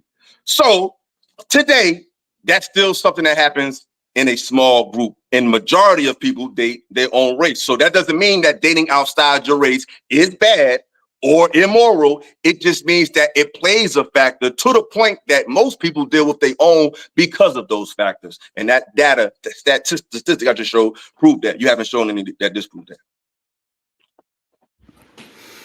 that. So again, this is insane. So the reason why Paul Wall dates the women that he dates is because he was raised where he was raised, and he feel a part of a community, he feel part of a culture, and that's why he's accepted the way how he looked, the way how he dressed, the way how he talked. It don't have nothing to do with race. It's about the way how you was raised within a culture. This man already agreed with it. He tried to backtrack it, which is fine, but we understand that this man is not following the conversation. Human beings, they are reacting and moving in a way from what neighborhood they was raised in. So therefore, Paul Wall was raised in a impoverished neighborhood where it's rapping and slow, loud, and banging. So he speaks the way how that culture speaks. He dates the woman that's a part of that culture. He dresses the way of that culture, and he's able to be immersed in that culture. Nobody look at him as an outsider. It doesn't have anything to do with your race. I have two questions for both of you. One question for both of you, okay? And the question reads this. Sharon, do you think race loyalty hurts the Black community? Do you think prioritizing color over creed, socioeconomical status, education, do you think it hurts the Black community? Yes, it hurts the Black community. Can you elaborate on that, please? Because once you put this is a Black-owned business, you are automatically tell other people to stay away from my business. So it hinders you from growing and spending money with other cultures. This is the reason why other businesses mainly do not, the ones that are highly successful, they are not race in your face, right? All these Fortune 500 companies, we have no idea what race is. We assume we do, but we don't know. This is why people tend to hire CEOs for their company so they could remove themselves away from the company and let the company stand on its own instead of stand on race. So again, most even in the Spanish community, it shows that when you start saying this is a certain type of food, only certain type of people go to those communities. And this is why Spanish restaurants, they close at the highest rate in America. And then we are a very close second right behind them. So yes, being race loyal or just strictly only catering to your race can be detrimental to your business. Illa, I have a different question for you. Okay, if a man before you go there, let me ask Sharon this: do you think that's the same for like Chinatown or Little Italy? Yes. You think they suffer because they call it Chinatown or they call it Little Italy? Yes. Okay. Interesting. Because I don't know why we don't understand that most Chinatowns in America is a ghetto. It is not a place that people want to move to. It is the slums. It is not an affluent place. It's not a place that people are trying to move to and raise their children in. You know what, Illa, you have a minute to rebuttal to this because it sounds like you have something to say. And then I ask you a question, and Sharon will have a minute to rebuttal to what you have to say. Okay, go ahead, Illa. You got this. Yeah, Chinatown is where they conduct commerce. So they're doing business there. So if they're doing it in the slums, that means they're probably doing business with people who are impoverished, making money off of them and taking it back to their neighborhoods. That doesn't distinguish or disqualify them from being race first. Just because you're willing to sell to different races doesn't mean you're willing to be with different races. So that's not the same thing. So a lot of companies, yeah, they work with other races. They market their services to other races. That doesn't mean that their personal lives is a reflection of being and conversing and building relationships personally with other races. You're talking about business. So a lot of our business go down because we don't support our own. We support other races. So when we try to make something just for us, it fails because we don't support each other.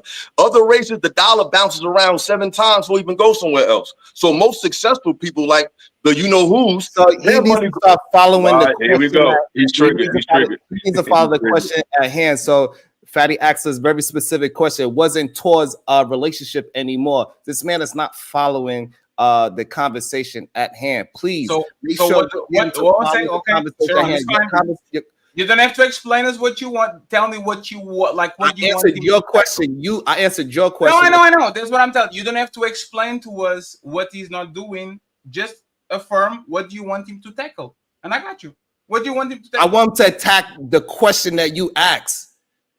You asked me a certain question, right? And I answered your question. And then he tried to change my words and say that I am changing the topic, which is insinuating something that I'm not doing. No. And nobody's checking him. He's saying that we are not talking about business, but you asked me why being race loyal can hurt the community. And I gave a reason why being race loyal can hurt the community. And then he tried to go and discredit what I was saying by saying I'm not talking about the topic, but I was, and nobody's correcting him. Let's be fair. That's fair because it was a question that I asked. It didn't change the topic. I was the one that moved there. Let me ask this question to Illa. Illa, we have 2 women. This man, doctor, 35-year-old, 10 years of medical school, all that, right? And he has black 6. Actually, he has a black 7. She's above average in cooking, looks, cleaning, being soft, all of those things, right? She is a complete woman. She's not a deficient woman. And you have white 9. This woman is top of the top. The best cooker, the best cleaner, best at sex. She's very, very, very close to get there in terms of perfection. Would you incentivize these men to prioritize race over competency, or will be the other way around? And remember, I'm giving you 2 women that are way above average. One is a 7, another one is a 9. What would you do? And the 7 you said has like cooking skills and things like that? Yes, they are both. One is good, another one is excellent. The good one is the black woman. The excellent is the white woman, is the 9, right? Would you tell that black man that work himself hard to get the best deal possible, or to be race loyal and to cuff the 7 because she's still above average and he will be sticking with the people that look like him? What would you tell that man? I mean, to be honest, I can't tell another man what to do. I would tell him to do what he thinks is best for him. But what I would do, I would deal with mine, because I feel like I know why that she has those deficiencies. You know what I'm saying? Unfortunately, white folks, it's definitely, you know, they go through things that we go through too, but I feel like they have a slight social perception advantage that we don't have. So if I have a sister that's at least good in an era where we were raised to be super deficient and she's close to at least addressing those ailments, me personally, I would deal with her. But I can't tell another grown man what to do. So you would lean into towards, like, if you were the president, if you're the king of the world, would you let's go with the guideline, right? Not advice, not a guideline. Would you promote your own decision, or you say go ahead and pick the best deal, just so we can get clarity? I would tell you to pick what's best, the best deal for you, because what's best for me ain't what's best for you. I can't tell another man what to do. I could just tell him what I would do. I would deal with the system. But if he wants to deal with that based on what means more to him, because some people, they don't see the bigger picture, or they just want what they want. And I'm not going to tell a man who to be with. I just know that it's a factor in who you choose to be with. But if he wants just the perfect woman and he feel like because she's close to that, then if that's what you define as worth it to be your bottom line as the man, then pursue that. But I can't tell you what to do. Sharon, go ahead and interrupt it. What did you hear that make you smile and pray and all that? That this man, when you clearly ask, he can't make a decision. It's indecisive. He can't stand on anything that he thinks about, right? And this is the problem that he probably had within his relationship, because he cannot make a decision. And this is why nobody goes to him for any kind of understanding of relationships, life, leadership, because he can't lead, because he cannot stand on a decision and say, hey, this is what's best, how I see it. And this is why he is not a leader, and this is why he's in the position that he's in. And that's why he's upset at me, clearly. I'm not upset. We have 2 more minutes before we get to the 30-minute mark, where we switch it up for the comments, super chats over $20, and the moderator questions. Does any one of y'all want to make, like, not the final statements, but a final statement, 1 minute each, about the 1 hour and a half that we got here, plus the shadow round?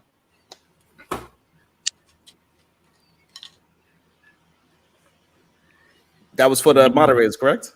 No, that was for Illasophical and Sharon Bracey. What's the question? What's the last question? Is that at the 30-minute mark, we are going to start to answer the $20 questions and the questions from the moderators. If you want to say anything about the 1 hour and a half plus shadow realm that happened, any consideration, like not final consideration, but very close to it, any about what happened here? I came into it with good faith to just deal with the debate. But as soon as I came into it, was shots at me personally, so I had to show you that you can't fuck with me on any day.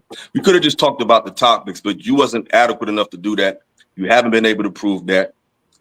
We went to shout you out for at least having the guts to show up. You know what I mean? I'm glad you smartened up and got away from solutions, because that's not really what you have to offer.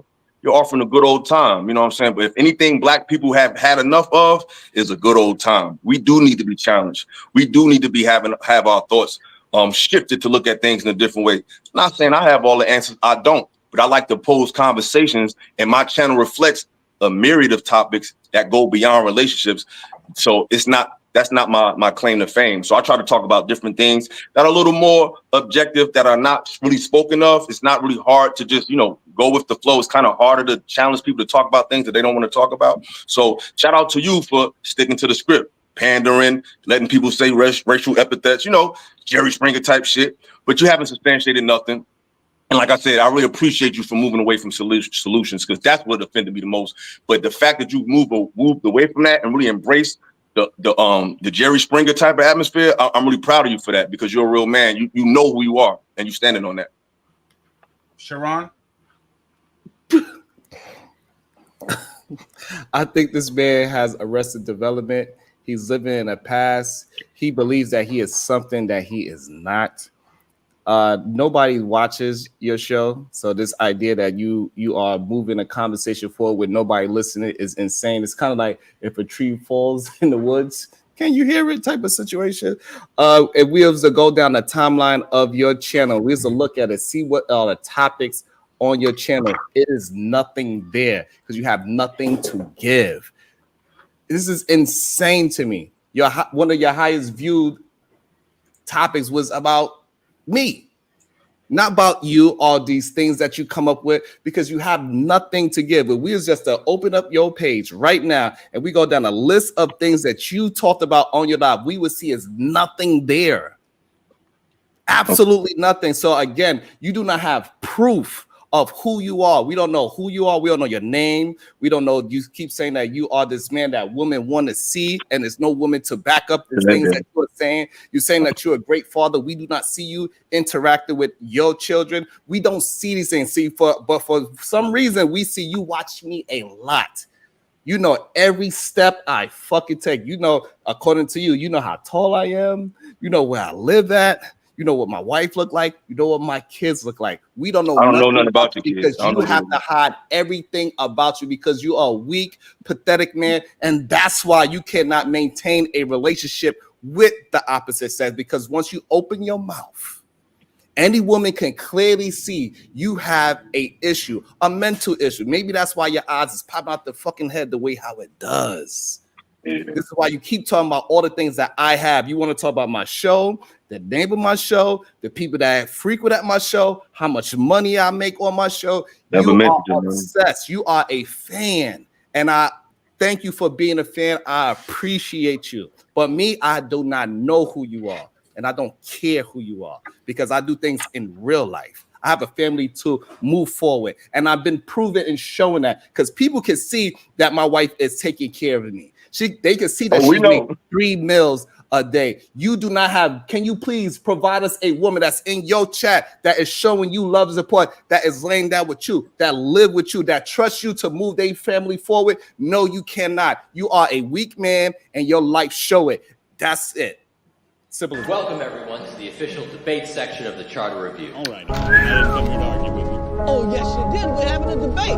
Debate ain't nothing but an argument. Doctor, can we relate? Can we relate? Can we debate? But I want debate. I talk the cake. All about cake. Can we debate? Can we debate? Can we relate? Can we relate? Can we debate? But I want debate. I talk the cake. All about cake. Can we debate? Can we debate? Can we debate?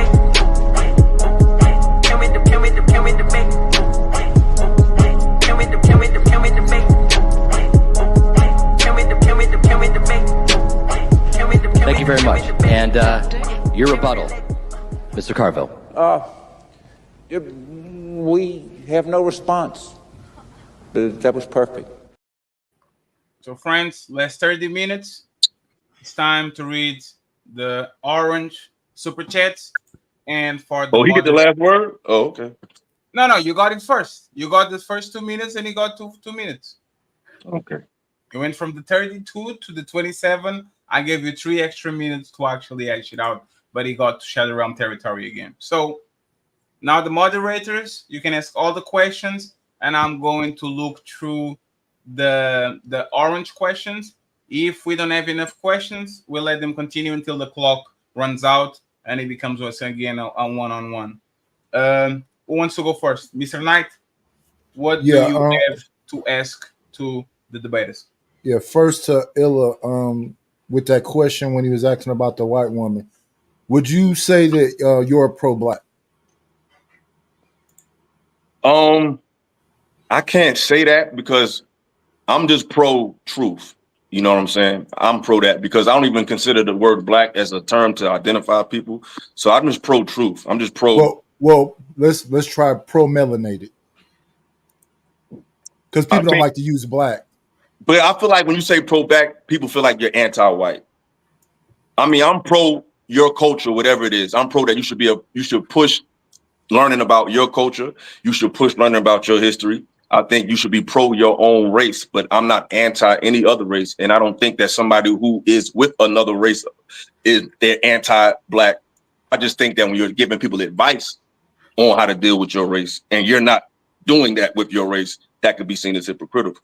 But I'm just pro what makes you happy, whatever floats your boat. You know what I'm saying? If that happens to be with your own, cool. If not, that's cool too. I'm just pro truth. Like I said, my page is more a reflection of just a lot of things, not just dating, but it's more about, culture and history and learning how we got to this place. So I'm pro my people, but I'm pro all people. Okay. And now to Sharon. Sharon, would you say that you're more like socially fluid? Yes. Okay.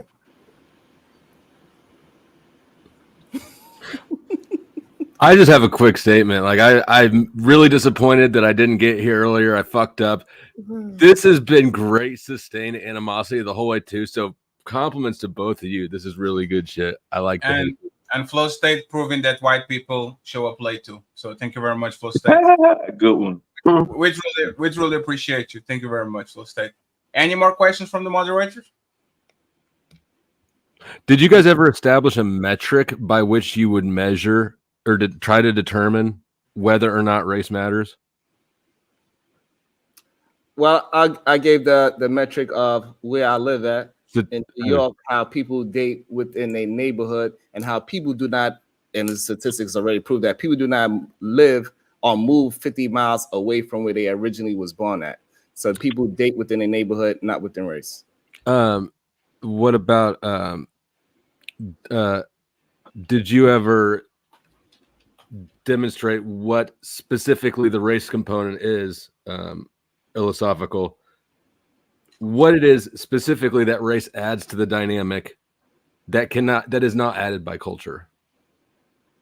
Well, race speaks to culture. So I feel like race plays a part because we've been raised in a way where, unfortunately, we haven't really rectified a lot of social schisms in our country. So I feel like bringing a white man to a black event or bringing a white woman, there's going to be an adjustment period. I don't think people are just going to embrace it with open arms, but I think that it's a relatability issue. Like a lot of times I have white friends that we're cool with, but we'll start talking about politics, or we'll start talking about spirituality, we'll start talking about things that are pertinent to race relations.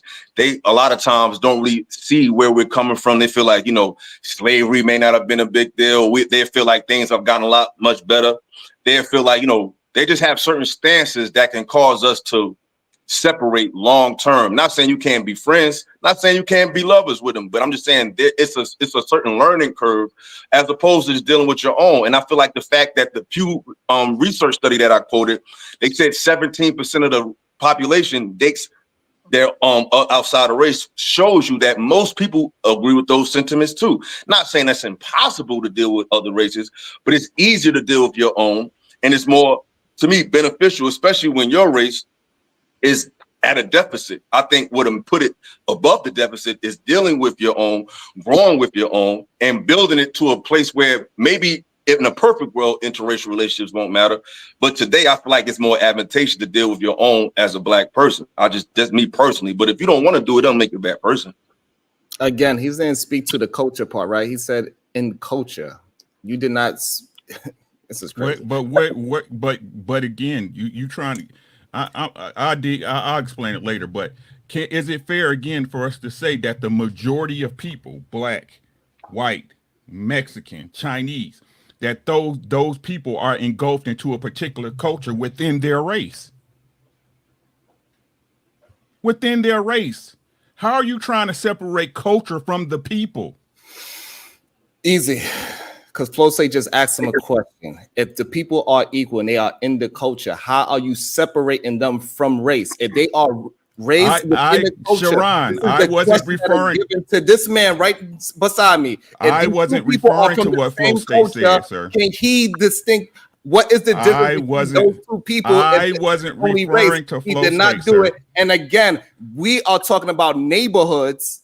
And that doesn't have anything to do with race. Once again, I gave you the example How can of you New say York that? City that How is can a you say melting that? pot when You're people contradicting hate yourself, all Sharon. races. You You're just don't want to contradicting accept yourself. that answer for whatever reason. You're I don't know why. contradicting yourself, though. Ricky, Ricky, don't point it out.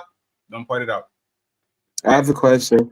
Let's make them answer the question now. What separates the race? Because if they both was raised in the same culture, and the only difference is they raised, what separates them? What about the race that separates them within that culture? He did not answer it.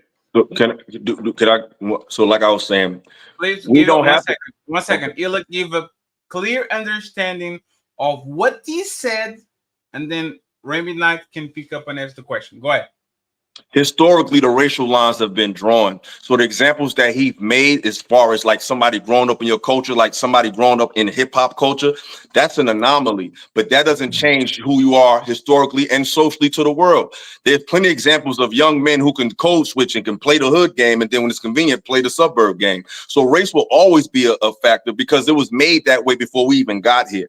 The fact that most of this country's history is based on racially based discrimination, not just in dating, but in banking, in housing, in education. The lines already have been drawn about race. That's why it took a while for segregation to end, because white people made it very clear they didn't want to have anything to do with black people on any level. And I'm not saying they're just racist and stone cold racist now, but the racial lines have been drawn. Now, whether you want to acknowledge them or not, that's a personal preference, but the lines are already drawn with race. That's why most creatures of the planet deal with their own, not because they hate another, because it's advantageous to reproduce a reflection of yourself. You bringing up a person interested in hip hop culture, so they're more interested in black people, does not change that factor. 17% of the total population chooses to date outside your race. So that means the majority of people, based on a Pew Reviewed study, dates their own.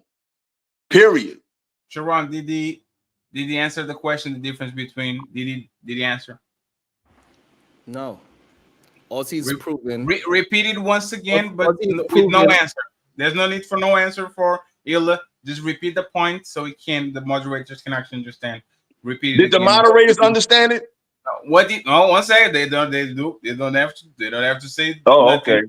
Okay, let's just go ahead, Sharon, and do it again, and the moderators will judge if he answered the question or not. Go ahead. Again, he was not able to substantiate how people living in the same circumstances, and the only difference is their skin color. How would that change them within that culture? He's not able to substantiate that. You're speaking to an anomaly. You're not speaking to the majority. So to make your argument, you have an argument in that small group of people who happen to be raised in the same culture of a black or white person. But that's not the majority of people. Do you mean to tell me there's a huge majority of white people that's grown up in an impoverished neighborhood with black people? Is that a majority? That was not his point. Okay, this point was pretty clear. What is the difference between Flow State and Ricky if both of them grow in the same neighborhood, go to the same basketball court, go to the same schools, date the same woman? That's what he's saying. What's the difference between the culture and the race? That's his point. And if the culture, if they was raised in the same culture, let's say hip hop, for example, their culture would be the same, but their race would still be different, and the way society would treat them will be different based on just observation. So their culture would be the same if that was the case, if they grew up in the same community with the same interests and the same lifestyle. But that's a minority situation. How can we make a general assessment over something that happens sometimes? So just to make it clear, your point is the way society perceives them. They are going to have the same type of look at the world, but that's the way that the society perceives them, right? Is that what you're saying? Absolutely. Okay. Let me get Remy. I saw you, Flo. Let me get Remy Knight here. I have two questions too, by the way. One for each other. But go ahead, Ray, and then Flo State. Sharon, you mentioned earlier about community, something in the sense of that it could be community more than culture as far as the woman you choose.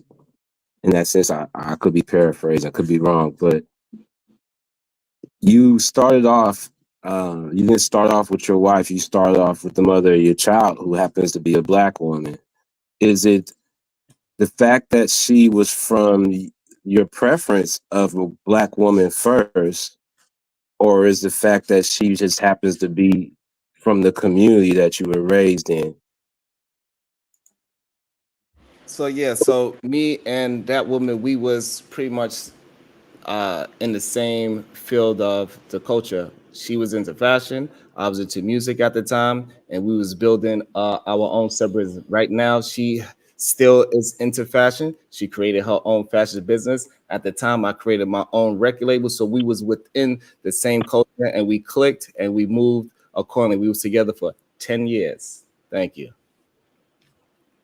So, question for Illa. Can a man marry white and be still pro-black? I'm sorry. You say, can a man marry a white woman and still be pro-black? Yes. He can, but it won't be perceived to be that way.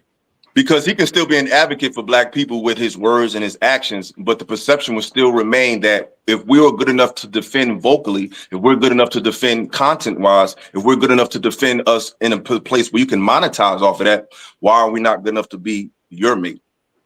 So hopefully that answers your question. Sharon? I think it's interesting why I have a Black artist on my chest. This man is representing nothing but white culture on his. I think that's hilarious. You can't even see what's on my shirt. You can't even see what's on my shirt. It's just a gray shirt. Like, what culture am I representing by a gray shirt? Like, are you serious? Yours. You see what's on my wall though? Not yours. What's on your wall is a rapper. Yeah. That's representing the culture that died doing things for the culture.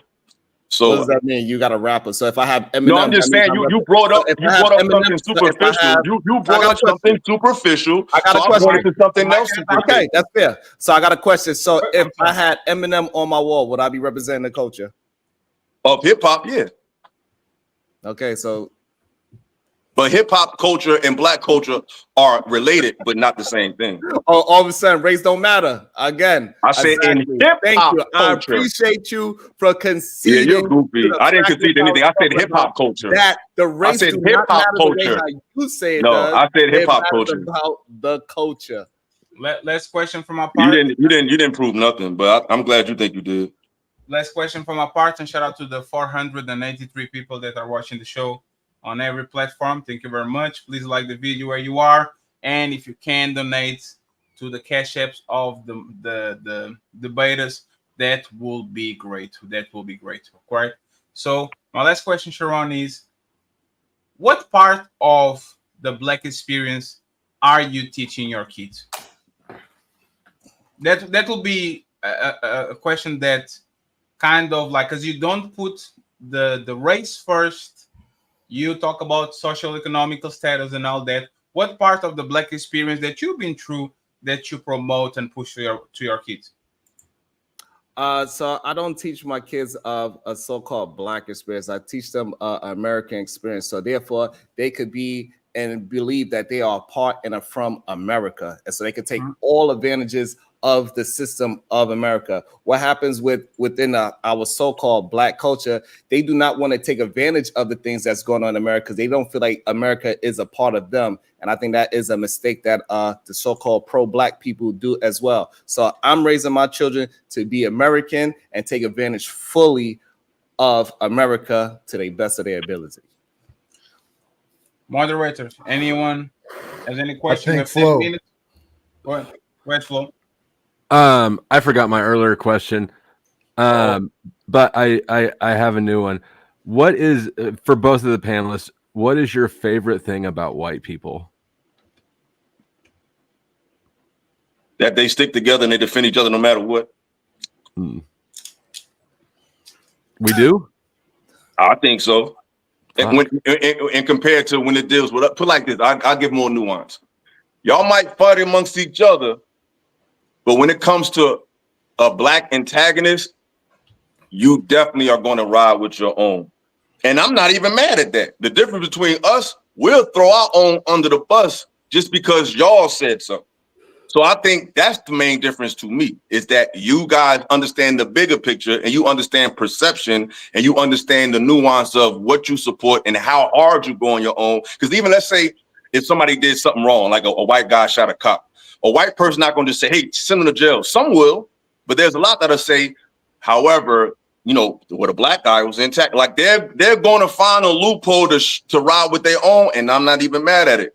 Black people we try to appease the dominant society too quickly when one of us are wrong. Like it's more people that got smoked that's black for Puffy than they ever had for Harvey Weinstein. Same crime, same acts, but it's more, there's an incentive from society to throw black people down. There is no incentive from society to throw white people down. Now, the Democrats are running some play in the last 10 years to racially trigger people, but you can't discount the years of history where that wasn't the case. So don't you think that the extra heat on Diddy though is more reflective of people actually give a fuck about him more than Weinstein? Nobody cared about Weinstein until he became a creep. I mean, people cared about Charlie Sheen. They didn't care about what his atrocities either. So that's really a nuanced question. The point is, our people, we talking about how we deal with our own people. So you asked me what do I like about white people. Regardless of whether we care about them or not, white people wasn't going around throwing him under the bus, even when they thought he was wrong. Like I was watching a documentary the other day about this woman who used to work at a jail, and she actually retired from the jail and broke out a murderer. When that murderer was first pulled over, they asked him, did he have a soda?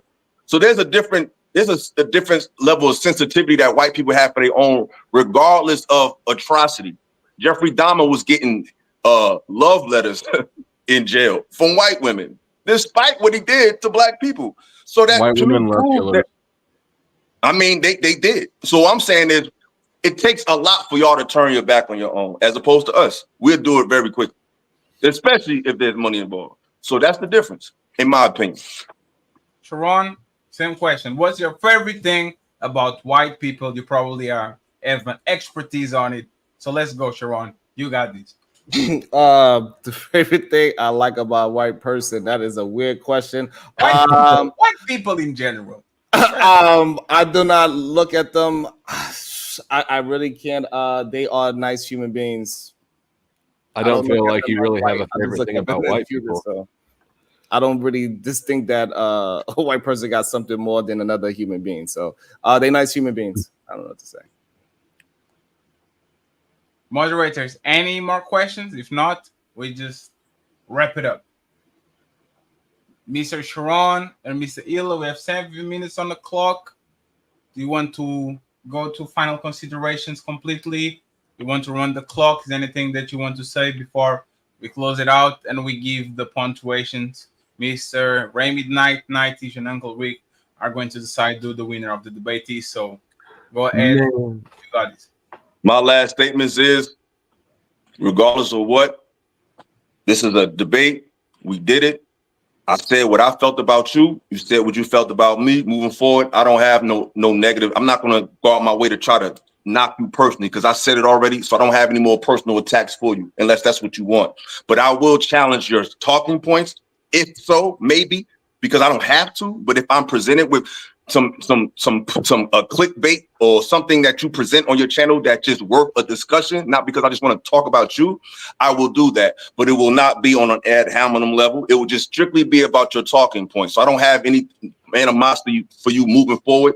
But if you want that, I'll give it to you. But I don't have nothing else. I made my point. I said what I need to say. I stood on that, and I'm done with this shit. I wish you much success in your journey.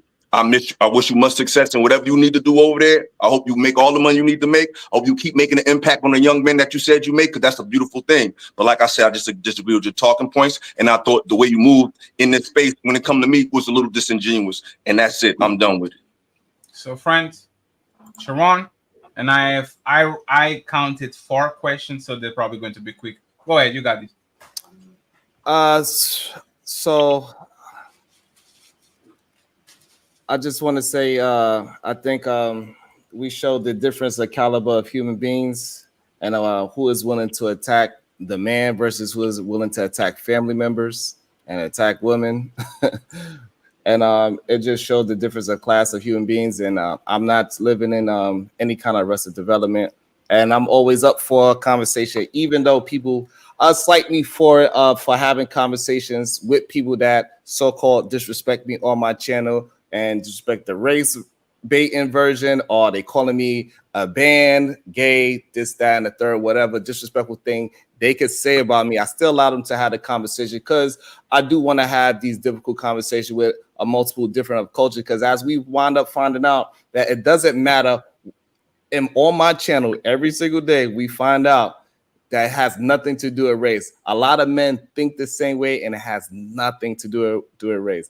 They rimology is they rimology, whether they black, white, Spanish, yellow, or green. Red pill, incel, manosphere, no good suckers. They come in all shades of color. It doesn't fucking matter. They are who they are, and I'm going to rebel against the remedial rhetoric every single fucking day, and I'm going to make sure those talking points get destroyed, because in real life, those talking points do not matter. Thank you very much, Sharon. And Brownsville, thank you very much for the super chat and for being here. Appreciate you. We have 0. This is the last chance for you to send $20 or up questions so we can be answered by the debaters. Okay, we have 4 to 5 questions. So let's see which one we have here and move along. And by the way, take in consideration, judges, that both of these gentlemen asked me to tag them on the title, but they didn't do the same to me. Okay, so take points from them. 20, I apologize. I'm gonna tag everybody. But I did. They I'm asked tagging me everybody. to promote them, to tag them, to put, and I did my job, and then I went and looked, and nobody tagged me. So who chose the debate topics? Who chose the debate topics? It was agreed between both of them because they've been having back and forth about these situations on other shows. But And one then, second, then when it, one second. The public has the right to have their voice heard. Shout out to my boy Jabba for opening the Shadow Realm. I will talk about the Shadow show. We have Jack. Jack says, "Wow, only smoke this shit right here is on Jalen's fault."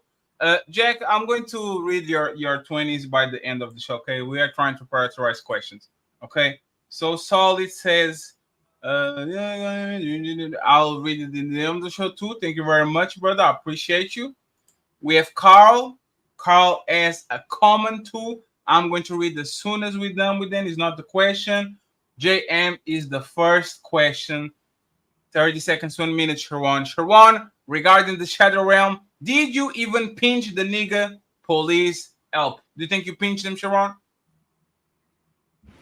Absolutely. He's cooked. Yeah, you did pinch me, but I'll punch you in the face. Jesus Christ.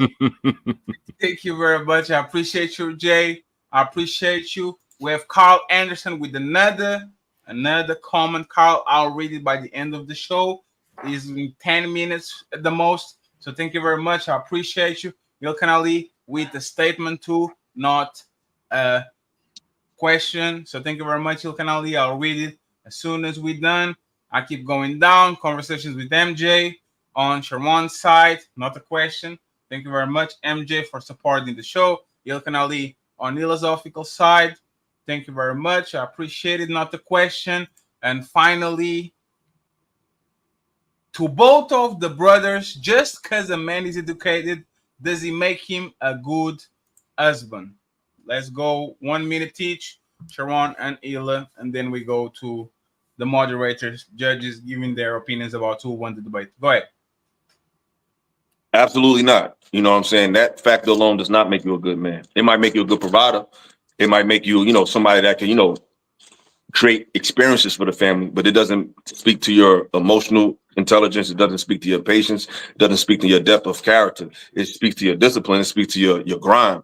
So like I said, the same thing with women. Just like education doesn't make them a wife, finances doesn't make you a husband.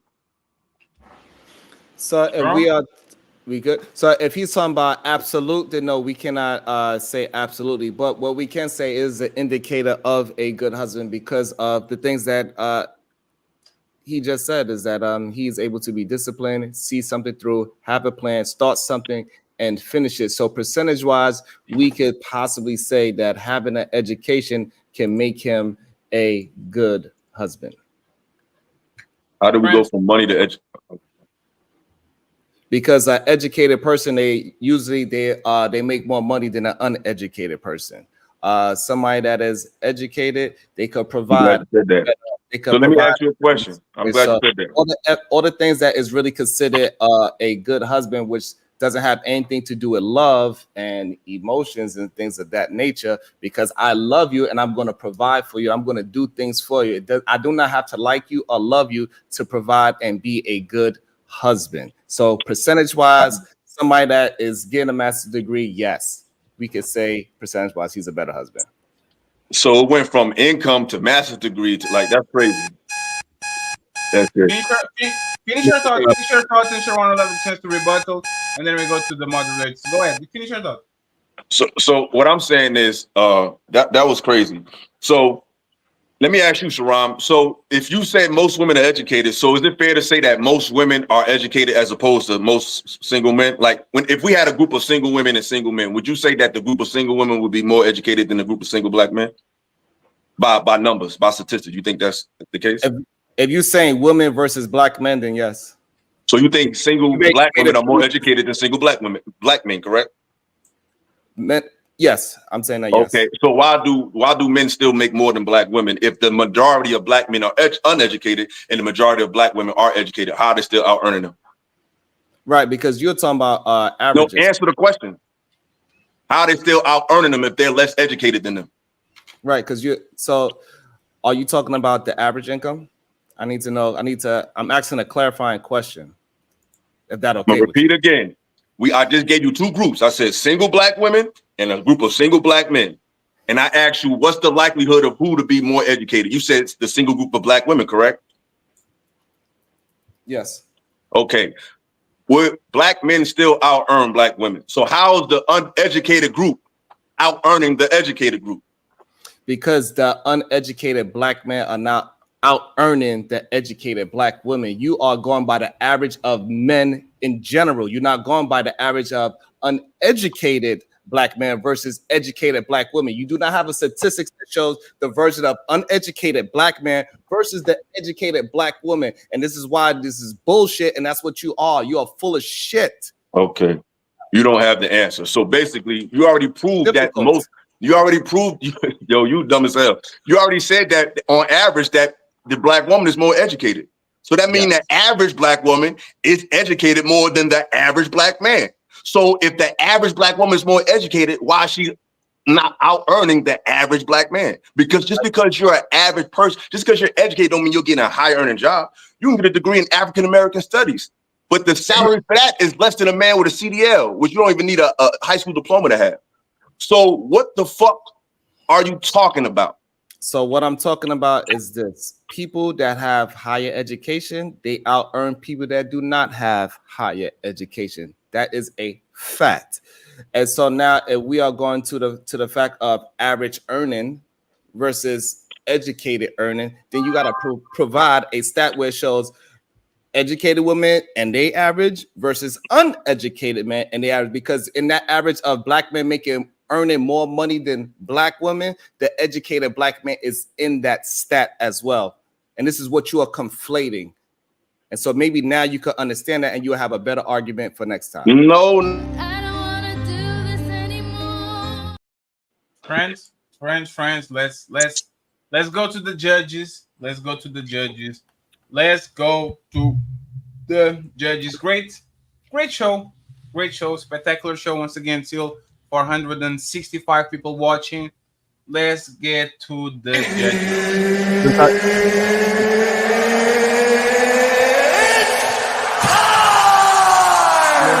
No state doesn't have a vote. So do I get to give an opinion or final thought on it? No. You can you know what you can do, Flow State? This is racism. Let's Surely is. Now, Flow State, if it's not a joke, you can say if you can do it. If it's not a joke. It's not. I actually have. I'm doing after the real judges answer first, so he is no influence. Oh, you think it's going to influence the? No, I'm just saying, just so it can be fair. Okay, so it can flow be, state, you go let after the the judges that we are judges. saying that is the ones that matters. Let them Okay, judge it. so you go after the Then- judges, and you can make jokes. We are Get to going the back of the bus, identify. Flow State. Back of the bus. Okay. There you go. There's So much there's- racist. Damn, that was very racist. Let me go with 90s first. Let me go. Actually, I don't. 90s. Sit well on that chair. You are going to be the last one. You are going to decide who wins these. So sit on that chair and again. I see you. So Ray Midnight. Who wins the debate and why? Both well participants in this debate. This was very entertaining of the return of the Rage in the Cage. Salute to Illasophical. Salute to Sharon Bracey. Salute to about having an educated woman in the home. I think that's important as well. But I don't think it's defined that's going to guarantee a great relationship. I think Illa made some good points with it and sources from his statistics earlier on. If the shallow realm is in play, it was very dominating on Illosophical's end. So for me to be short and brief on my side, my vote is Illosophical. Final vote.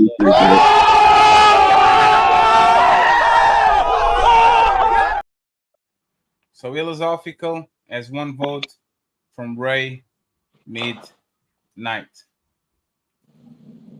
Ricky. Yes, one. sir. I actually took notes, so shout out to y'all. Go ahead. Shout out to y'all for participating. Sharon, you started off in the shadow realm when you first addressed Illa. You insulted him. Y'all wasn't even in the shadow realm yet. I dinged you for that, right?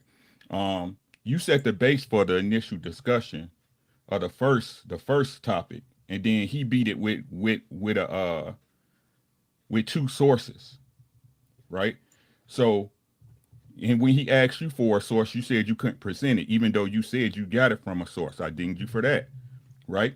But what I really beat you up with on the first one, you can't say it's applicable when you use education as a precursor for her being a good wife. You use that, right?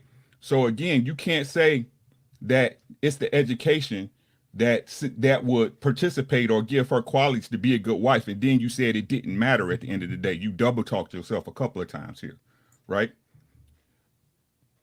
I counted the shadow realm. Illa beat you on that easy because he wouldn't let you talk, right? And the third part, you actually had Illa on the ropes. You had him on the ropes, right? Because you separated, and it's not about what's right or wrong. It's about the debate. You tried to separate culture from the race, right? So you almost had him, but then you came back, and then you again double talked yourself again. When you say someone is in a certain neighborhood, right? And most of the people in that neighborhood are black or white or Chinese or Russian or whatever, that's still their race, right? When you use the rapper similarity, right? Are most rappers black or white? The culture comes from the black people, so that's where you beat yourself at. I got it for Illa easy, man. You just be talking for real. Illa with the win. The hell are you supposed to be?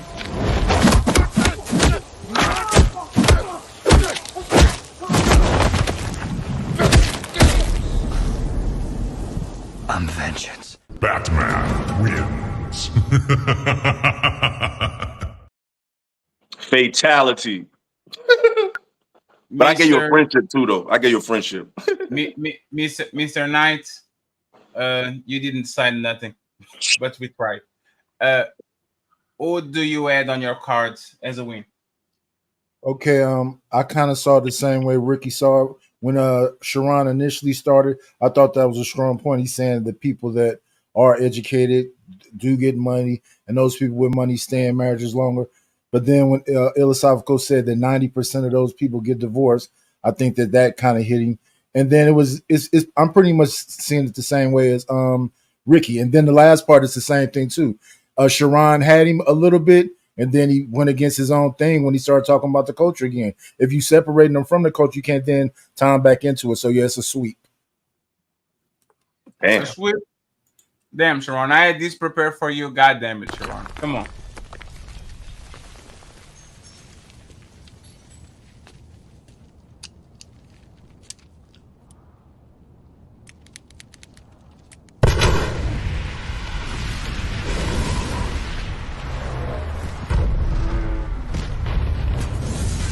The Joker wins.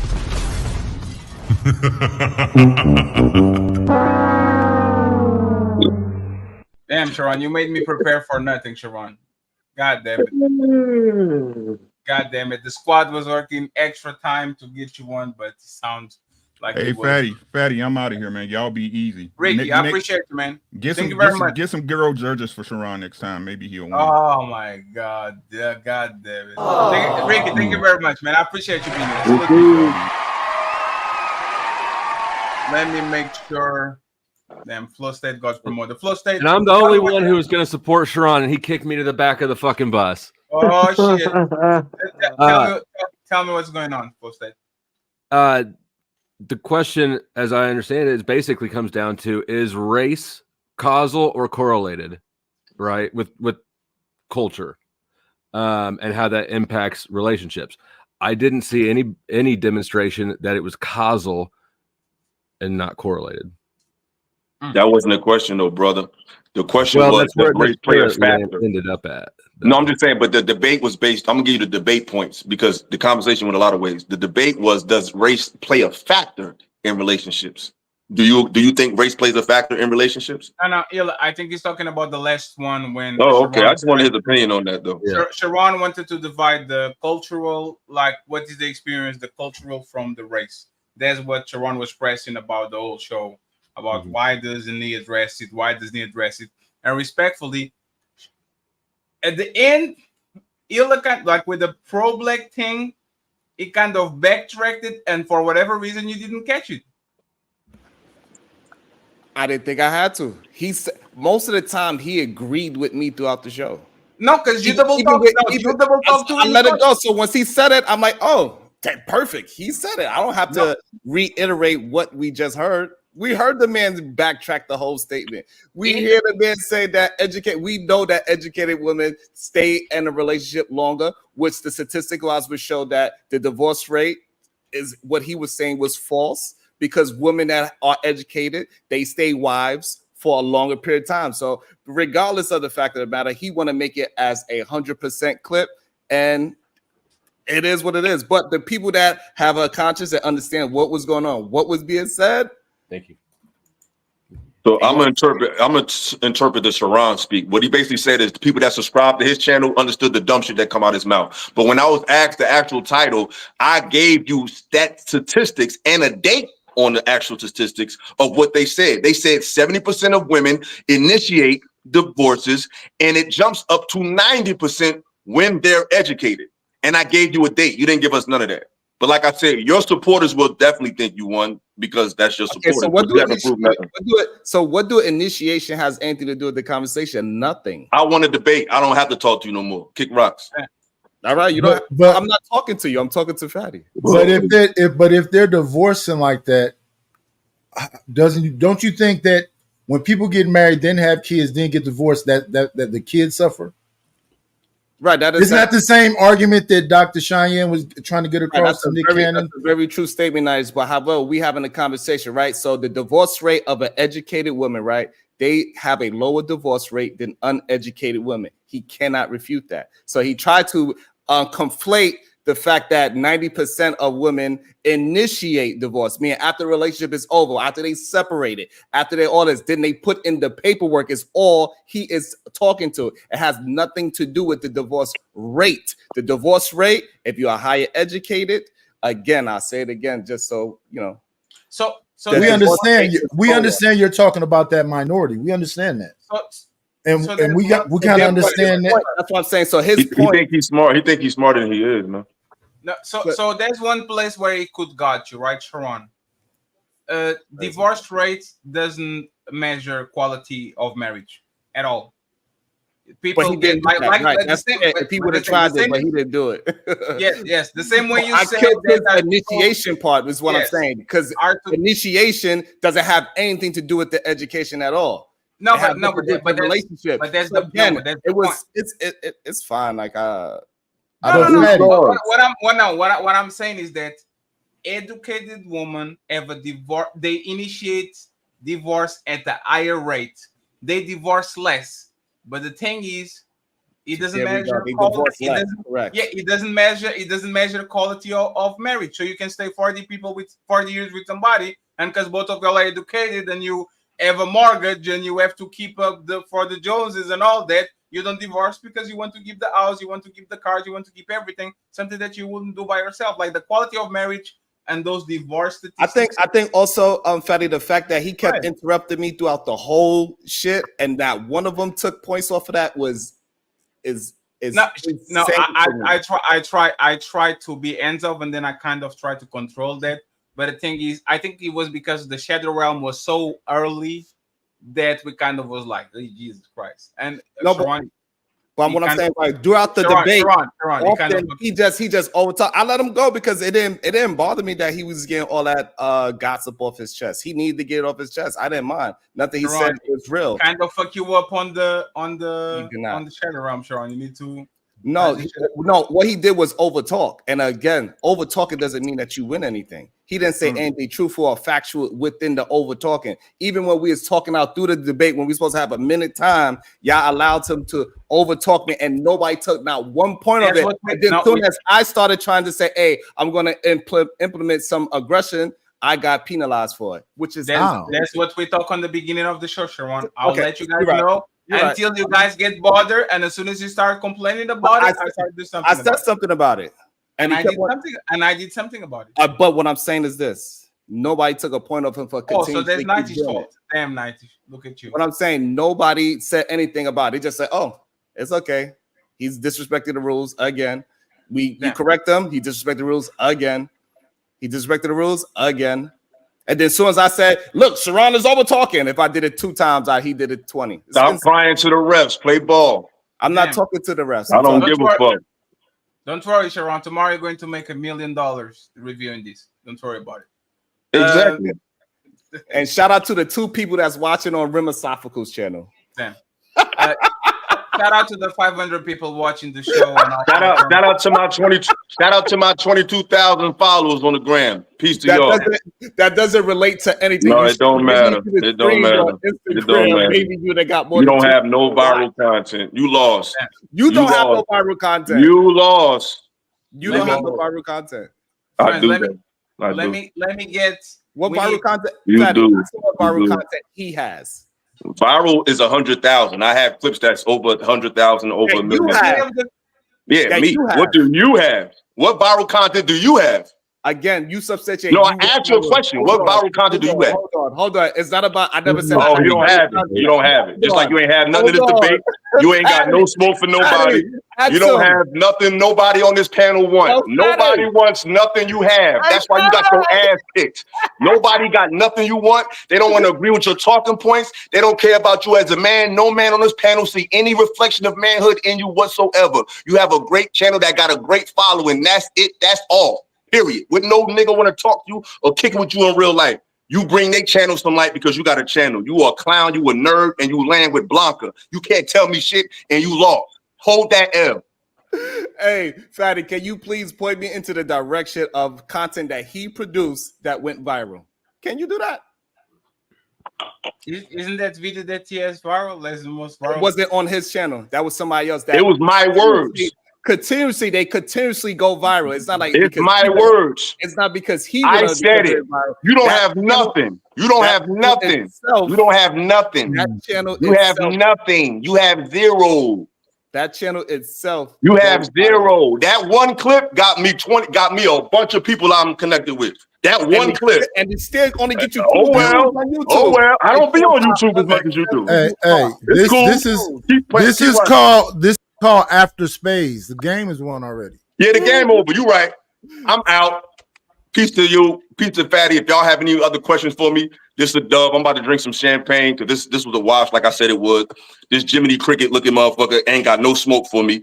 You don't have a life I want. You don't have a woman I want. You don't have the history of results I want. You don't have nothing. You don't have a dress wear, a swag, or nothing. Anything. I would love them super chats though. I would love them. I ain't gonna front. But as far as you, right after he double talks, right after. No, I'm not double talk. I'm a realist. I'm a real one. I'm a real man. I'm objective to myself. But I don't want nothing you got. I don't want nothing to be. I don't want nothing to do with you. I can never be you. I can never pander to get love. I'm never gonna kiss nobody ass to get love. What came up every single I'm not gonna kiss no woman ass to get love. This man clearly envies me. No, you brought it up. I didn't do nothing. So I responded. This Rango looking motherfucker right here that has no goddamn sense of clothing. Man, listen. He has no sense of fashion. If I look like Rango, you laying next to Elton John. You laying next to John McCartney. John McCartney. Paul McCartney. Development. This man is saying that somebody else's content went viral. No, my words went viral. The same person. My words. By themselves. What I again said. and again and again. What I said. You go from panel to panel on popular. I don't go to a lot of panels. I don't go to a lot of panels. And you still. How many panels I go to? I don't go to nobody's panel. Victory walk. I haven't went to any panels. I don't go to money panels. Because he know he really lost. No, I don't. It's just funny to watch you squirm around, try to get your shit off. You got your ass whooped. You're not on my level. You're not intellectually on my level. Right, but you can't substantiate this level that you talk about. I won. That's how I substantiated. I won. You have not. I won. 3-0. 3-0. 3-0. Yo, y'all take it easy. If there's any other questions from the moderators, y'all can pass it to me. This was a dub. I'm done with it. Talk about it. This is the best thing that ever happened in your life. No, it's not. It's actually not. It's actually not. Absolutely. Yo, welcome. Going viral definitely helped a lot. You even said it yourself. You willing to pop champagne because somebody else said you won. No, because I knew that you wasn't that smart, and I proved it. For you. I'm glad. No, because I proved you wasn't who you. I proved that you was who I thought you was. I'm celebrating because I proved I thought you was. You're not living what you're talking about. You pander to people. You change the title of your show because that's not what you are. You are a fucking showman. You are a circus host. You are a master of ceremonies, and you do that very well. But as far as your point, as far as your insight, as far as your insight and perspectives on dating in the black community, you are not adequate for those. I know, but you cater to the black woman. But you don't have an answer for her at all. Before you leave there, brother Illa, man, shout out to everybody, man. Shout out to Illa. Man, y'all, bro, this nigga has to do 12-hour live streams to get the views he's getting. Stop it. He's not doing that great. Stop it. Nigga has to do 12-hour live streams. Wow. What are you talking about? So hold on. Am I the only content creator that does that? Nigga. You're the only one that has to do it. Yeah, what are you talking about? Great, this is wild and crazy. So this goes to show how much these black men. Hey. You're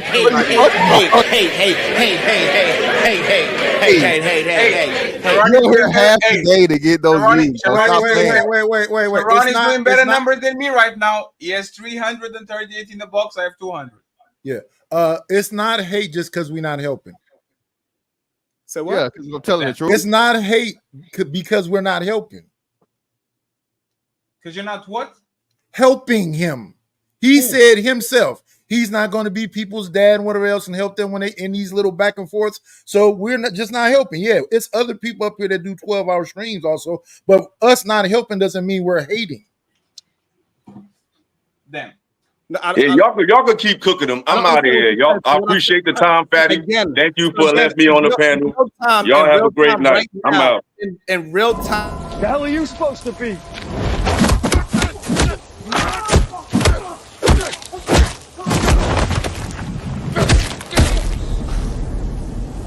I'm vengeance. Batman wins.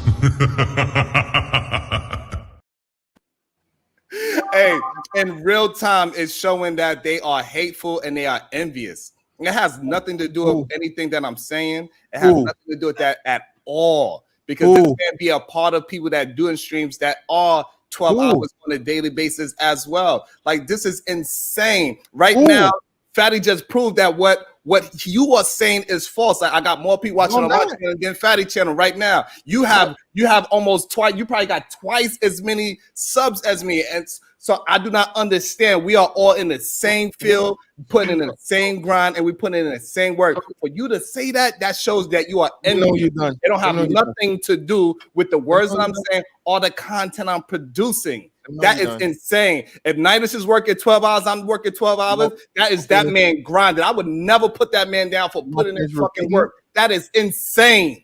You gonna finish repeating the same thing? All right, thank you. All right, great. So let's see. Let's go look. Let's go have a look. Hold on a second.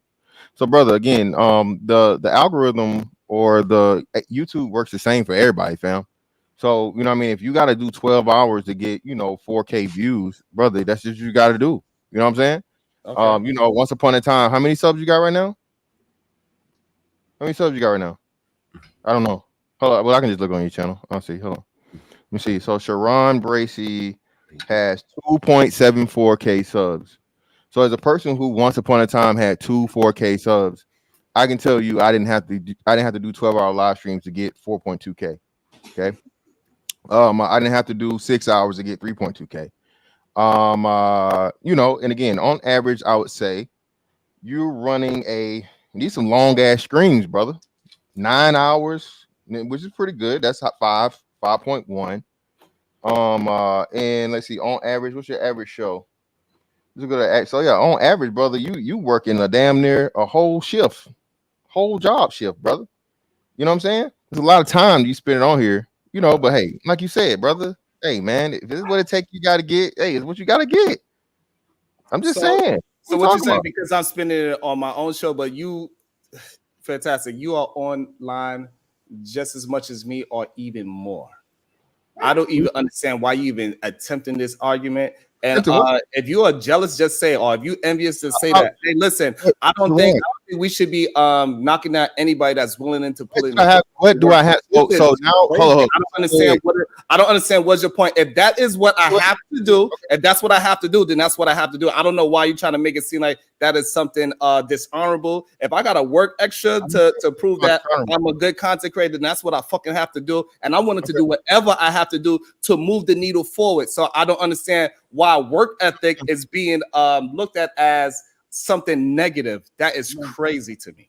Okay, you done? All right, great. So I'm gonna say this again, and I stand on what the fuck I said.